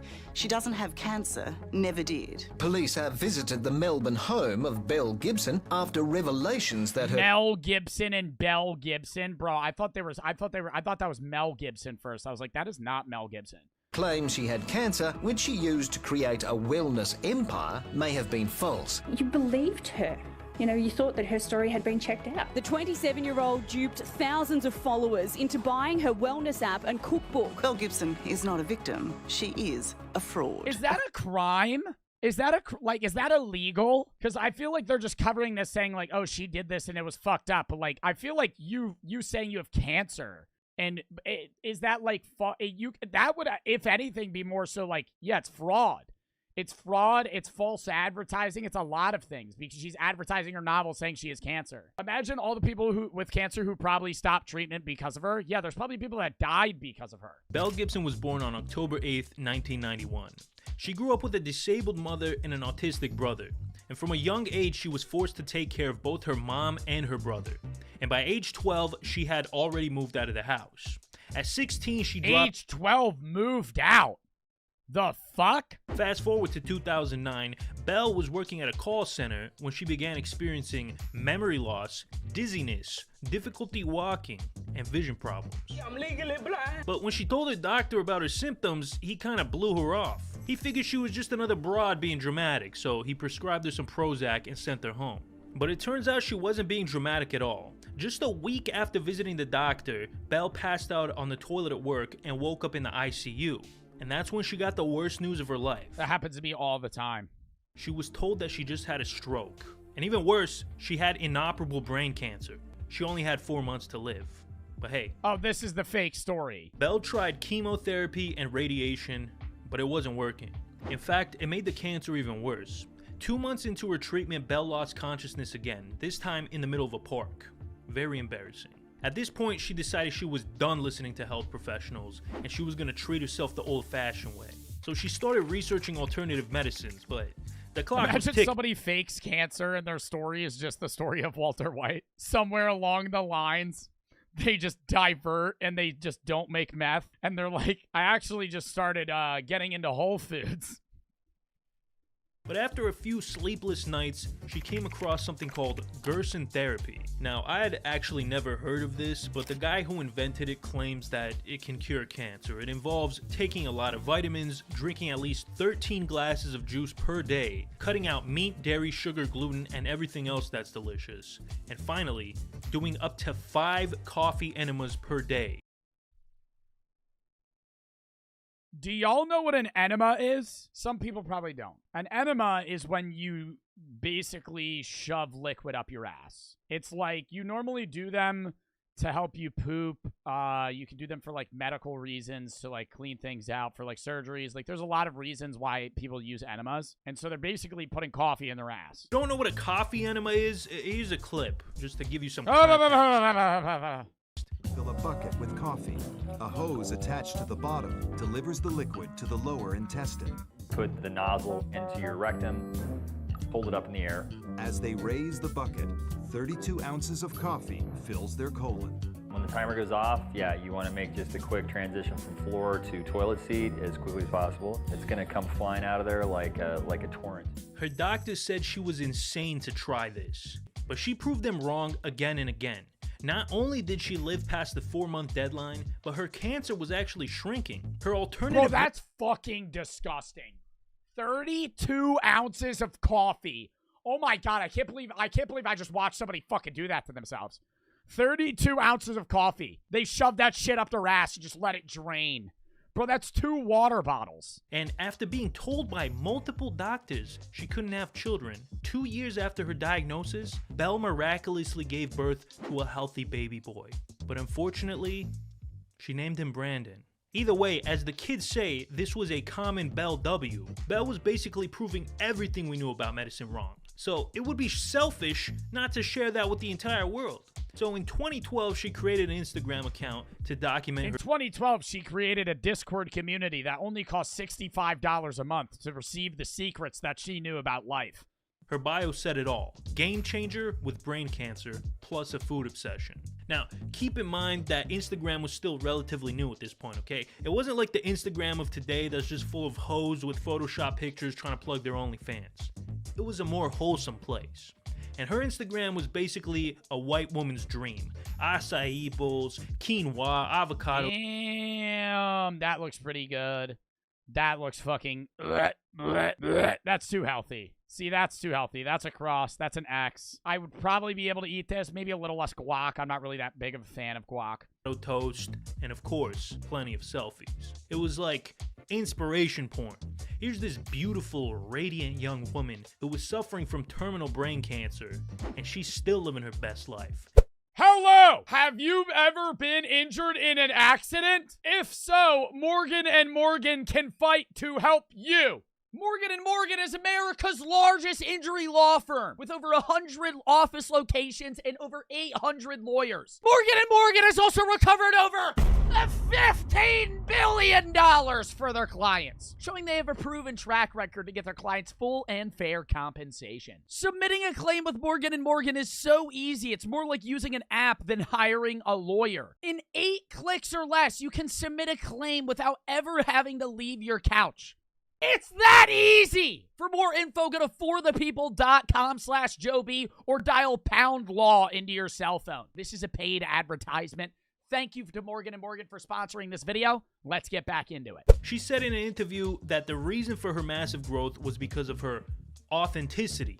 I think too many people on social media overly edit themselves. Right from the start, I was very open and treated Instagram as my personal space. I really think it was that authenticity that people were attracted to.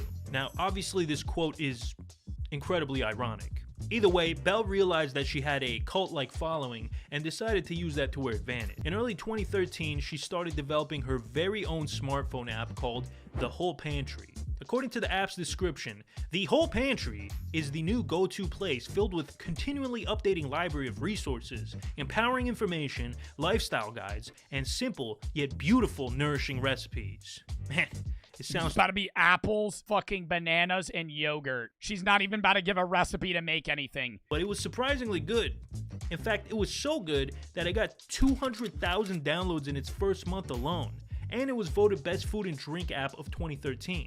The app was so successful that it started getting attention from Silicon Valley. Just a few weeks after launching, Belle got an email from Apple. You know Apple, the company that releases the same phone every year, but we still buy it anyways. Facts. Well, Apple wanted to fly Belle out to California to work on a top secret project.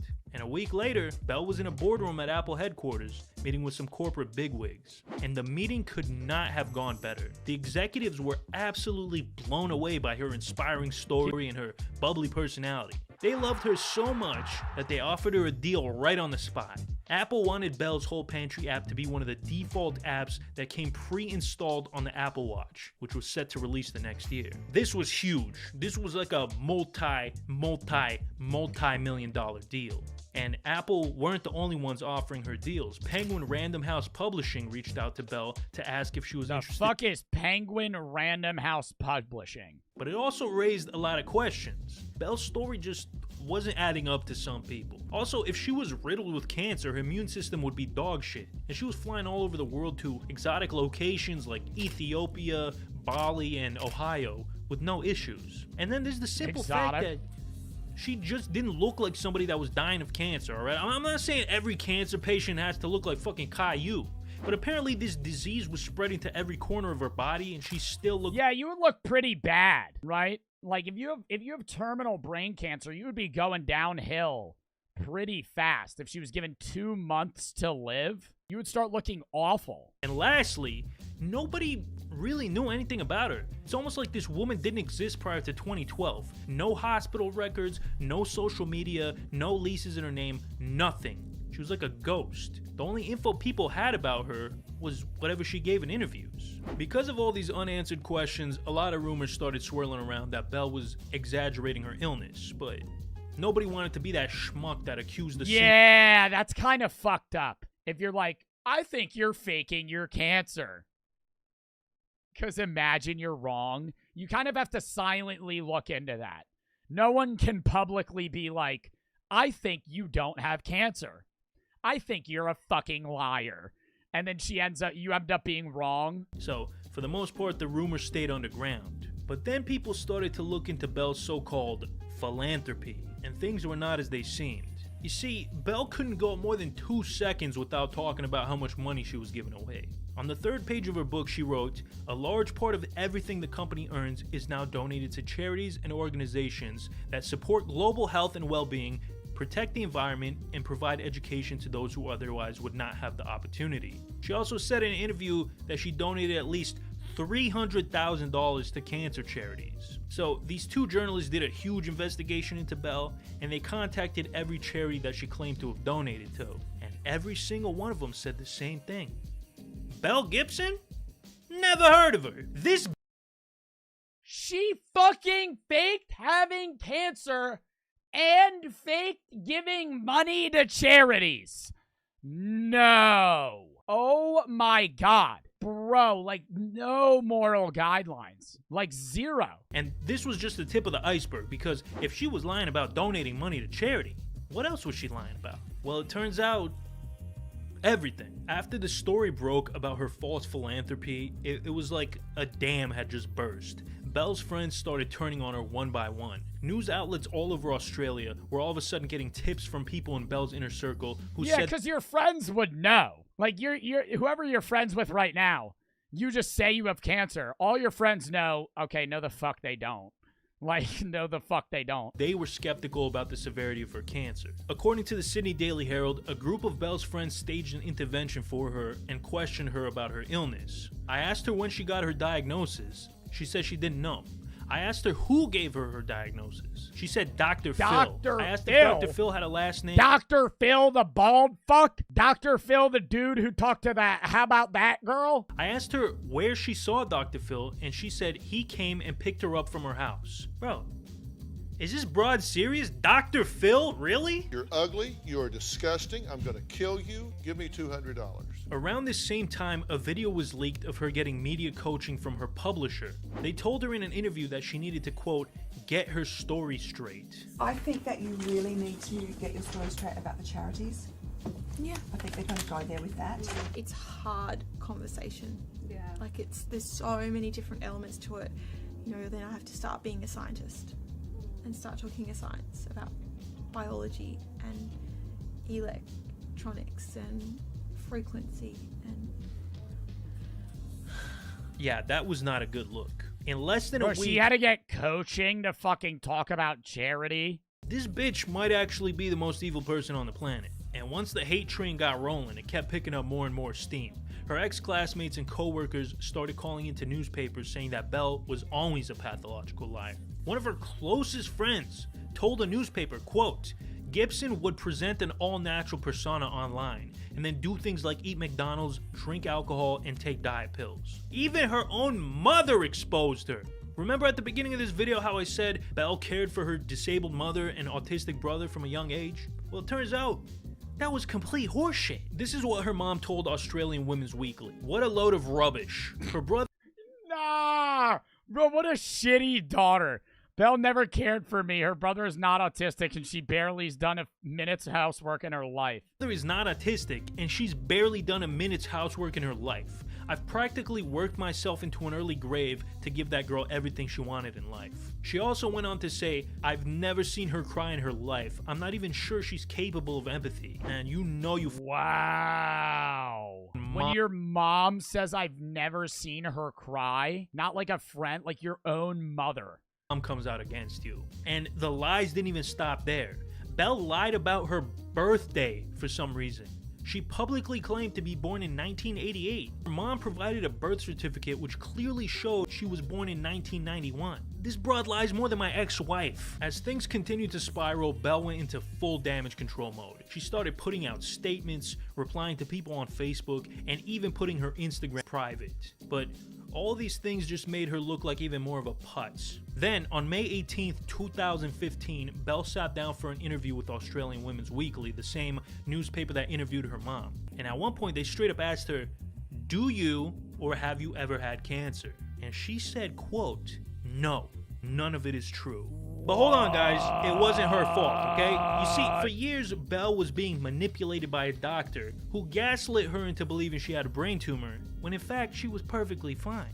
So this whole time, she wasn't really lying. She was just the victim of a psychopathic physician, or at least that was her story. She's saying, no, I never had cancer, but she's not owning up to it. She's saying, no, I didn't have cancer, my doctor lied. Now, obviously not a lot of people bought this because, let's be honest, it sounds like some Mickey Mouse bullshit. It sounds dumb as shit. But despite making herself look like a complete asshole, Belle thought it would be a good idea to do another interview, this time with 60 Minutes Australia. This was her last chance to salvage what little reputation she had left. Right, you claimed also in your book that you underwent chemotherapy and radiotherapy for 2 months. True or false?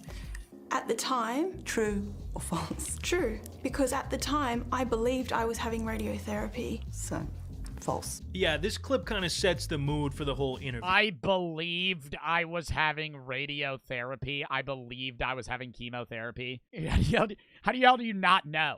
Like, what are you sitting there and they're just going, oh, this is chemotherapy. Wum. And except you didn't have brain cancer.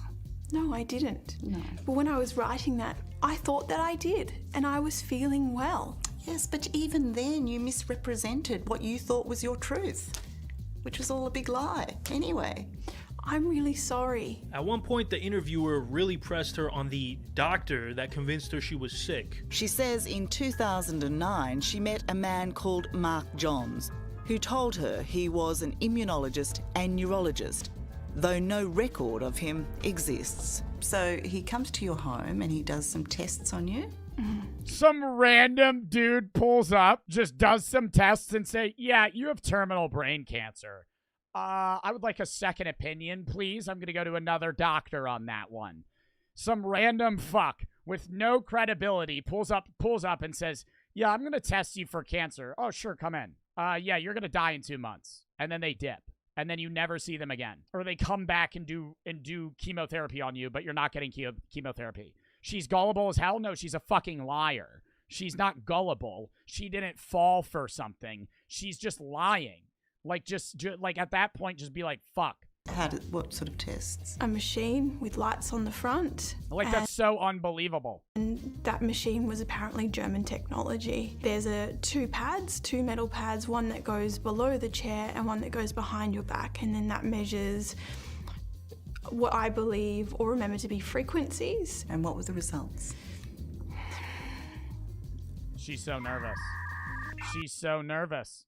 See, she's fucking breathing like that. Bro, like she doesn't have a story. She's making it up right now. Like, this isn't her telling her side, right?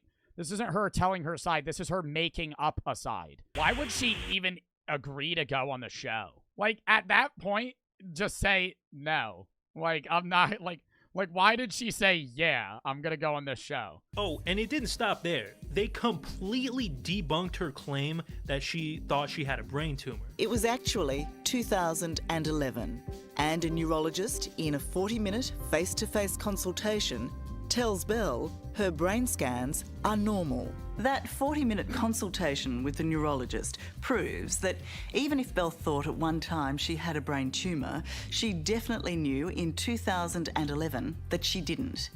That's 2 years before she sold her sob story to the world. Her appearance on 60 Minutes...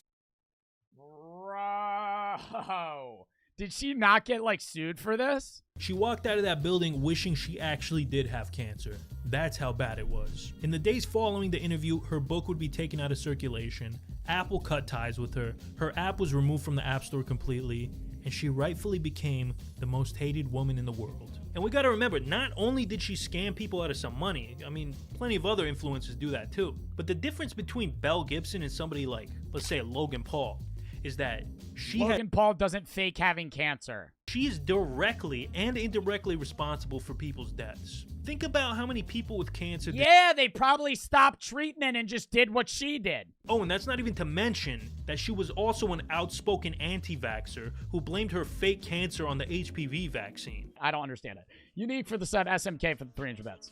Damn, we have so many fucking videos left. Holy shit. All right, we're gonna have to fucking move on to these. All right, now we're on to the fucking wackiest video ever. 24 hours with that vegan teacher. Jesus. We are not. I'm gonna skip around in this. Eat your vegetables! How dare you take an animal who never did a single thing wrong to you and chop them up into pieces? I forget that she exists sometimes. Dude, I just forget that she exists. This is the vegan teacher, aka Miss Katie, aka self-proclaimed animal rights activist. She is a 58-year-old woman from Montreal and happens to be probably the most hated woman on the internet. I don't think anybody hates that vegan teacher. She's kind of a meme. You know what I mean? Like, I've never hated her. Like, she could be a bit annoying. I know this firsthand because she berated me in 2022. I want to emphasize that my goal throughout this video is to get to the truth of who she is as a person. Bro, I really should have done this. Ben got to it first. Right when she on me. Right when she on me, I said, bro, I'll fly out. We should do it. We should do a week VOD together. I was one of the first people that ever had beef with her. Because she was on TikTok initially. Then she got banned. Then she made a YouTube. Then she didn't beef with me for like 8 months. And then she made like 4 consecutive videos about me. And I made a few videos about her. She asked me if I wanted to rent her house. That was the second DM.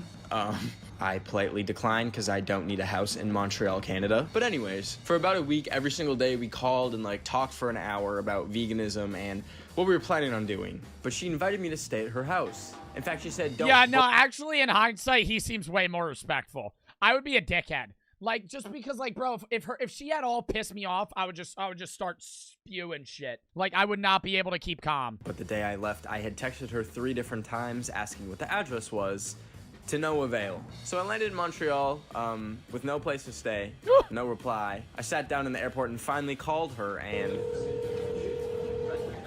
Is this famous Ben of the week? Is this famous Miss Katie? It is. Did you just land? So, I took a taxi to her house. Bro, she doesn't seem that mean in real life. Like, I'm looking forward to seeing how she actually acts. It's true. Oh, wait, no, he would have to be vegan for a week. Yo, you're bugging. If I had to be vegan for a week, All gone. We had such a short chat, and then she showed me to my room. It was bright and damn, her house is so vibrant. She got Tweety Bird on the fucking dry machine. It's quite the cozy place. You're gonna tell me you can look at that little guy and say this isn't a cozy abode. It's a cozy abode. We met, talked for a few hours. She gave me a tray of vegan food, and tomorrow... Nuts and celery. Those are empty. Oh, that's a blueberry. You didn't even touch your almonds. Ben, you didn't even touch your almonds. That's the only protein you're gonna have for the next 3 weeks. Now, while I was asleep, Miss Katie made several videos, like... Right now downstairs, Ben of the week is having a nice little sleep. One of them was her crying to footage Yo, of... see, that would make me so uncomfortable. Now, that would make me...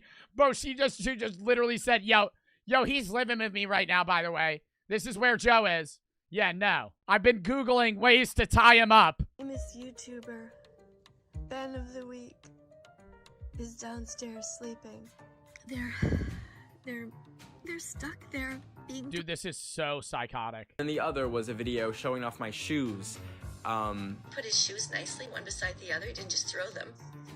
These are them. Yo, she gripping on my shoe. Yo, nah. I would not be able to do that. I would not be able to live with her. Bro, she's touching my shoes and shit, making videos with my feet. Nah. And she later told me that she put my shoes on and was walking around the house to see what my shoes felt like. And she did this at 3 a.m., so it was really interesting. Anyways, the next morning, I woke up at 5 a.m., and I was ready to start my day with her. Damn, it's snowy as shit. Nice almond breakfast. Yo, you think that vegan teacher smokes weed? Bro, that dog's cute as hell.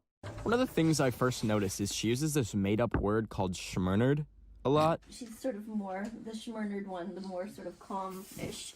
So how would you describe schmernerd? Oh, S-H-M-E-R-N-E-R-A-D. Schmernerd is like this in-between emotions. So like that. Is that a real word? The emotion between boredom and another emotion. Sort of like stunned look, like, and you haven't yet figured out what you're looking at. Like sometimes when... He literally just said made up. Yo, that's crazy how there will still be a definition for made up words because Urban Dictionary exists. We were about to walk her dog Bella, but then she showed me her happy pet path outside our home. The bicycle path where, before I was vegan, I started putting up different animal names in our neighborhood. And one time, the strangest thing, just to talk about vegan phobia, we have a camera down there, you can see. Oh, wow. There's a hidden camera.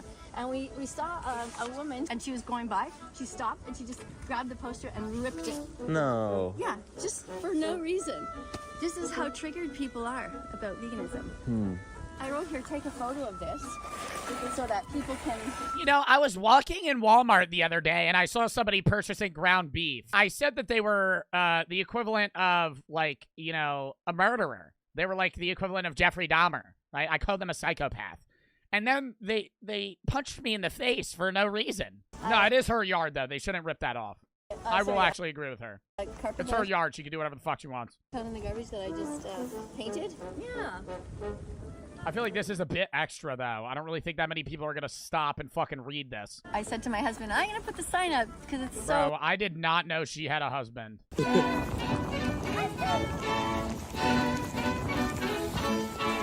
I think if you want to make the argument that vegans are weak and malnourished, you can't really do that with her because I couldn't catch up. All right, Ben. Ben, I understand you being nice, but like she's like 60. Like you're telling me you can't outrun her? Ben, you're telling me you can't tell me you can't outrun her? Really? Bro, I would dust her in a fucking race. She could fucking go 50 fucking meters, and then I could start, and I would still beat her in a 100-meter race. When people find out about Bella being vegan, they automatically think that she's just eating celery and cucumbers. They don't realize that she eats just vegan dog food, which is the same, looks the same as any other dog food. This is what vegan dog food looks like. Here you go. Want to try? Sure. What's it made of? Plants. Pea protein and everything. We could go for it. Okay. Yo, I didn't know. I thought she fed it, bro, because all the other videos, she would show her feeding her dog like celery and shit. I didn't know they actually make vegan dog food. I didn't even know that was like a genuine processed thing. I have more water just in case. I would eat that. I want to give a fuck. I've eaten regular dog food. Oh my god, it's harder than I thought it was going to be. Oh, sorry, Bella. Welcome. We ate before Bella. Yo, dogs would eat anything now. That's the issue. Yo, that's the issue with dogs. Have you ever seen anything that a dog wouldn't eat? There's not many things a dog wouldn't eat. So we started talking about the vegan diet, and I brought up the concept of eating bugs. And she had this to say about protein. Protein is just not that big of a deal. It's like people... What? Well, especially the one that they really hate me about is they say, well, I have an eating disorder, so I can't be vegan. And I say, you know, yeah, you can. Because if your eating disorder was that you thought you needed to eat cats and dogs, what would your psychologist or therapist say to you? That was the worst counterpoint I have ever seen, bro. Oh my God. And if I'm him, bro, I've had arguments in person with people about politics and shit like that. When they say some dumb shit like that, you can't just say, oh, you're stupid. You gotta, like, lean into it and be like, yeah, I know what you mean, and then give a counterpoint. Eating disorders is something where they have, like, eating disorder, it could be, like, a psychological thing, but it could also be an eating disorder in the sense that, like, oh, they literally can't eat certain foods. And so when they can't eat certain foods, and some of those foods happen to be things that a lot of vegans eat, they can't be vegan because they wouldn't get the nutrition that they need without mass amounts of supplements. You saying, oh, what if their eating disorder is eating cats and dogs? What? That I think that most eating disorders are really thinking disorders. Oh. Right? You know, Damn, she about to start getting into the whole disease is just a need for spiritual renewal. If you catch the flu, you never need any treatment. You can find treatment by meditation and fucking celery. Like, dude. As someone that has had an eating disorder, boy, I wish I just thought of something else. All of our problems where we have these addictions and everything, they are all thinking disorders. Like, we think we need this thing, it's gonna make us feel better, and we need to get to the root of the problem, I think. 20. Oh, is that Bella trying to get Bro, it? that dog is cute as hell, though. I love her dog. So in the morning, I come to my bike and I just ride slowly while I wake up and I watch different things. So he just said, good morning, everybody. Guten Morgen miteinander. I know a little bit of German, right? Sprechen Sie Deutsch? I'm busy. Do you know some German? No. Okay. I can also try and see what Ben of the Week is up to if I go to home, right? Breaking news out of Iran. Oh. Judge Abdul Rassem Salavati, also known as the Judge of Yo, Death. her fucking For You page is probably drastically different than everybody else's. Yo, I'm gonna start skipping around here, chat. Store on purpose to buy this, just to upset me. Now, I noticed that she had a piece of meat in the bottom of her fridge, which is an interesting thing to keep around. And when she noticed that I noticed, she said... Hold on. Actually, stop filming for a second. Okay. This was put on my windshield by some mean person. When this person put it there, I came back to I just parked my car and then it was, I guess they saw me getting out and they recognized me, so they went to the store on purpose to buy this just to upset me, which it kind of did. I believe her, though. I actually believe her. I actually believe her. I don't think she's capping. Chat, you're saying she's capping, but I don't think she is. I think she didn't know what to do with it. If she's such a hardcore vegan and somebody puts a piece of meat in her windshield, if she throws it out, that's wasting it and that's disrespectful to the animal. And if she keeps it, it's also kind of fucked that she has it. So she doesn't know what to do. I think somebody probably actually did do that to her. Because, yo, you know you guys would do that. You know you fucking would. Half the chat said I would do that. Half the chat just said, oh, yeah, I would put a fucking Slim Jim in her fucking windshield. Yeah, you definitely would. You fucking bunch of assholes. Talking about, oh, yeah, she's capping. Nah, I don't think she's lying there. Is it okay if I film you? You're gonna pay. Yes, we will be paying. Yes. It's okay? Okay, good. Trying to raise awareness about what happens to the animals. You know, that they suffer. I don't want to watch this. I already know this is going to be a tough watch. Can we skip? Oh, this is going to be a tough watch. Hold up. Let me hunker down. You know when you start, you know when you start a video and you already know it's like so awkward and it's just going to get worse? What do you think about eating animals? It depends on what kind of animal. Which ones do you eat? Me, I eat beef. I eat... So you eat cows? Cow, exactly. Okay. They made for that, to eat them. You think that animals are made for us to eat? Ooh, this is a hard watch. Oh my God, and he was there. Oh my God. Dude, I would go in a turtle shell. I would do exactly what he's doing. I would fucking put my hoodie up. I would tighten the strings. I'd fucking hide. Oh my God. My religion, so I don't discuss those issues. And God had said pig for Muslim is forbidden. Then I have to respect what God said. But did God explain why? Ooh, nah, don't be knocking Islam. Oh, God damn it. Oh, God damn it. Yo, this is getting harder and harder to watch. Yo, now y'all say skip. Y'all tell me I can't skip it. And then when you realize it's a hard watch, oh, now it's a skip. Sorry, but I don't want to get into this discussion. Okay. Is it written in the Quran? It is. Yeah. Okay, so I would have to look there. He just said he don't want to talk about it. Do you think that if you were born in a Christian home that you would think the same way now? Are you proud of your religion? Oh my God, he's not talking. I would not move. I would ask to get out. I would actually, bro, you know what I would do? When she gets out of the car, I would give him $100. I swear to God. I'll give him $100. I would say, I'm so sorry that you had to fucking deal with that. Because it's not like he was welcoming this confrontation. He picked you up as his job, and now you're like literally just like fucking pestering him. Now, I thought that an almost naked man running in minus 20-degree weather would be enough to derail the conversation. Nope, she got right back to it. There are many Muslims who are actually... Oh my God! Oh my God! And I can't watch this, Chad. I can't watch this. I'm starting to fucking skits out. How much longer is this? Treats the world like every single person is her little toy to make an example out of why you should be vegan. And then she had the audacity to text me while we were in the car that she wants to get out because she's scared. Now, I was absolutely petrified in that moment, but if my soul... What, like the nice Muslim Uber driver's gonna harm you? He did nothing wrong. He just said, yo, I don't want to talk about this. I would have said, hey, dumbass. It's almost like getting into someone's car and shoving your iPhone in their face and then going on to... shitting on their religion. Hey, thanks for the Uber pickup. By the way, I think it's kind of fucked that you're not vegan and I don't like your religion. Yeah, I don't know how that conversation's gonna go. She then noticed that there was a ramen restaurant right next to the vegan restaurant, and it had like a little pig on the logo.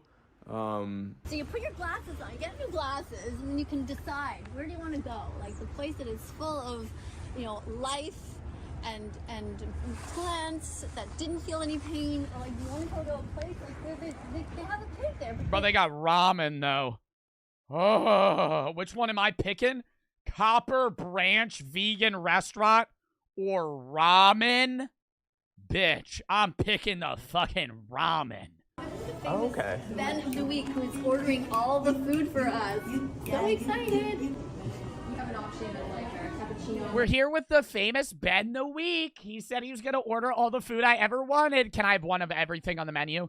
He also possibly offered to pay my next electricity bill.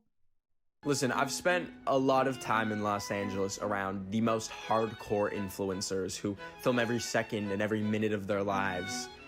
And being around this woman, they have nothing on her. You should be vegan, you should be vegan, you should be vegan, you should be vegan. But like, there's more to life than that. Is there a day where she's like not talking about being vegan? You know what I mean? Like, even if she's still like doing the vegan activity, like, is there a day where she's like not walking around telling people to stop eating beef?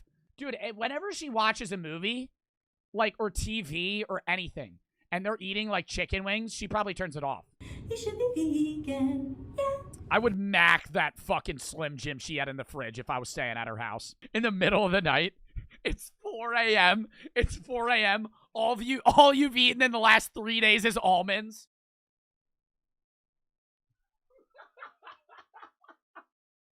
I'm gonna be fucking grabbing that shit. So we ended up spending like about an hour just chatting.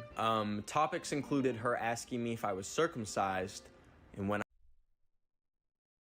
I responded, she replied with a tangent about how she thinks circumcision is horrible, and then went on about how people think she's anti-Semitic because of that. This is somebody's ribs. This was someone. was someone who they murdered and they cut up their bones. This was someone with a personality.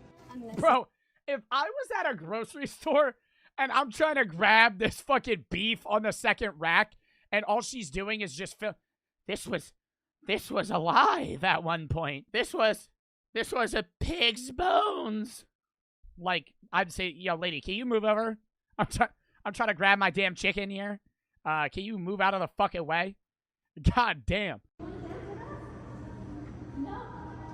Sir, you want to Oh, I'm not dancing with her. Oh, I'm not dancing with her. Yo, that's where I draw the line. Yo, I'll go to the vegan restaurant. I'll sit in the car while you pester people. Yep, not dancing. It's over for that. Hit the vegan boogie.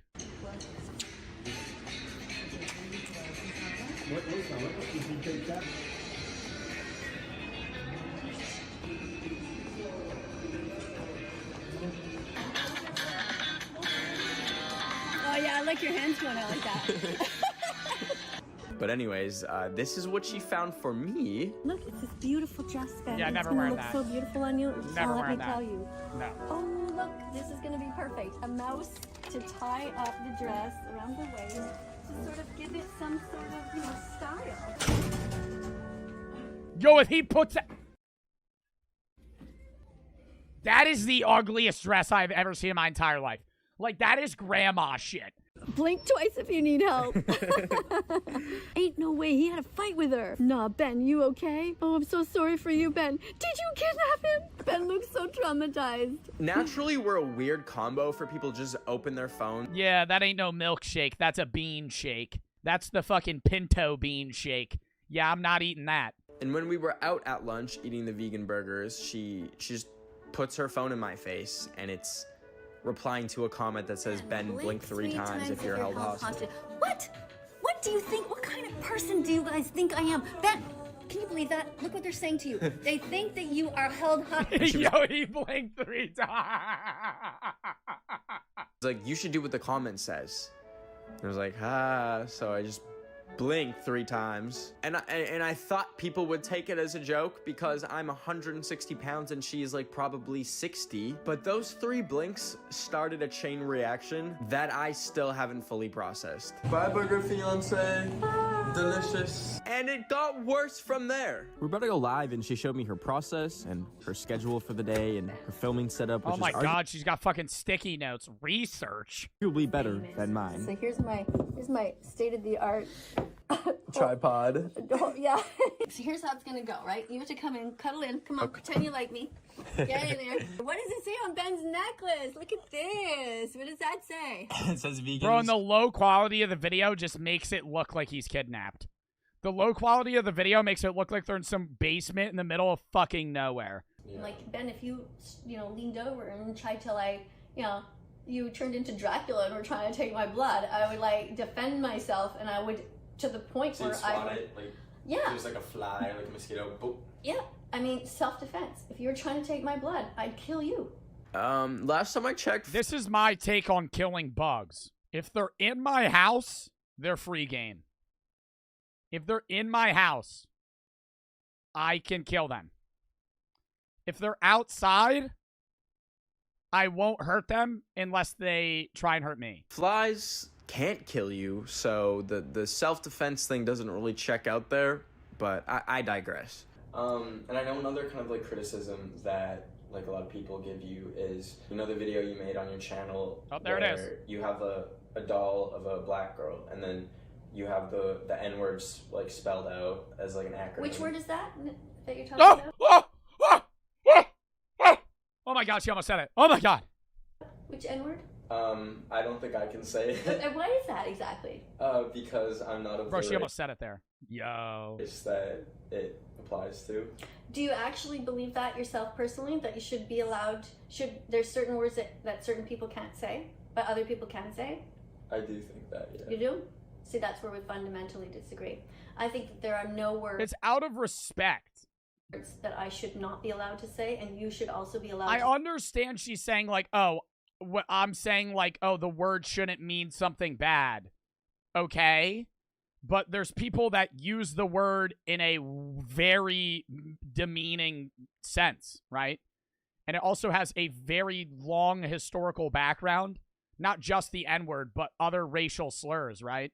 And so sitting there and being like, oh yeah, no, I could say this. No. Like, even if you don't mean offense by it, it's still racist to say it. And I don't think it's necessarily not being able to say, like, not physically being able to say it, but I think it's kind of like a sign of respect to the people that it offends. That's what I just So said. if there's nobody in this room right now and we say a word, except it's just you and I, how does that offend anybody? It's the idea that you shouldn't say it at all. Even if they're not there to hear it, it's the respect of it. It's the same thing. It's even worse than this, but it would be like talking shit behind your friend's back. Just because they don't hear you doesn't mean that it's not wrong. Don't say the N-word. You said the N-word, W-O-R-D, okay? Do you understand what I'm saying? Now what, is that going to be bad? Because it equals the first thing. No, it doesn't. The N-word that used to be the N-word with the dash that doesn't have a dash name. Like, it's ridiculous. Gotcha.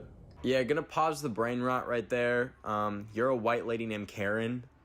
Oh yeah, fun fact, her name is actually Karen. Found that out as I was leaving her house. Reclaiming the N-word is what black people can choose to do, not what you think you can do as a white lady in the fight. The only thing I don't like is the fact that he didn't say that then. Why did he wait for the post-commentary to confront her? Like, if I was in this conversation, we brought that up, I probably would have argued with her then. Like, if she kicks me out, she kicks me out. It's whatever. Like, I'm fast-forwarding through this. Is the rest of this a fucking interview? Her house is ugly as fuck. Yeah, I don't know if I rock with the puke green, chat. Are y'all fucking rocking with a puke green? All right, I'm going to end it here, though.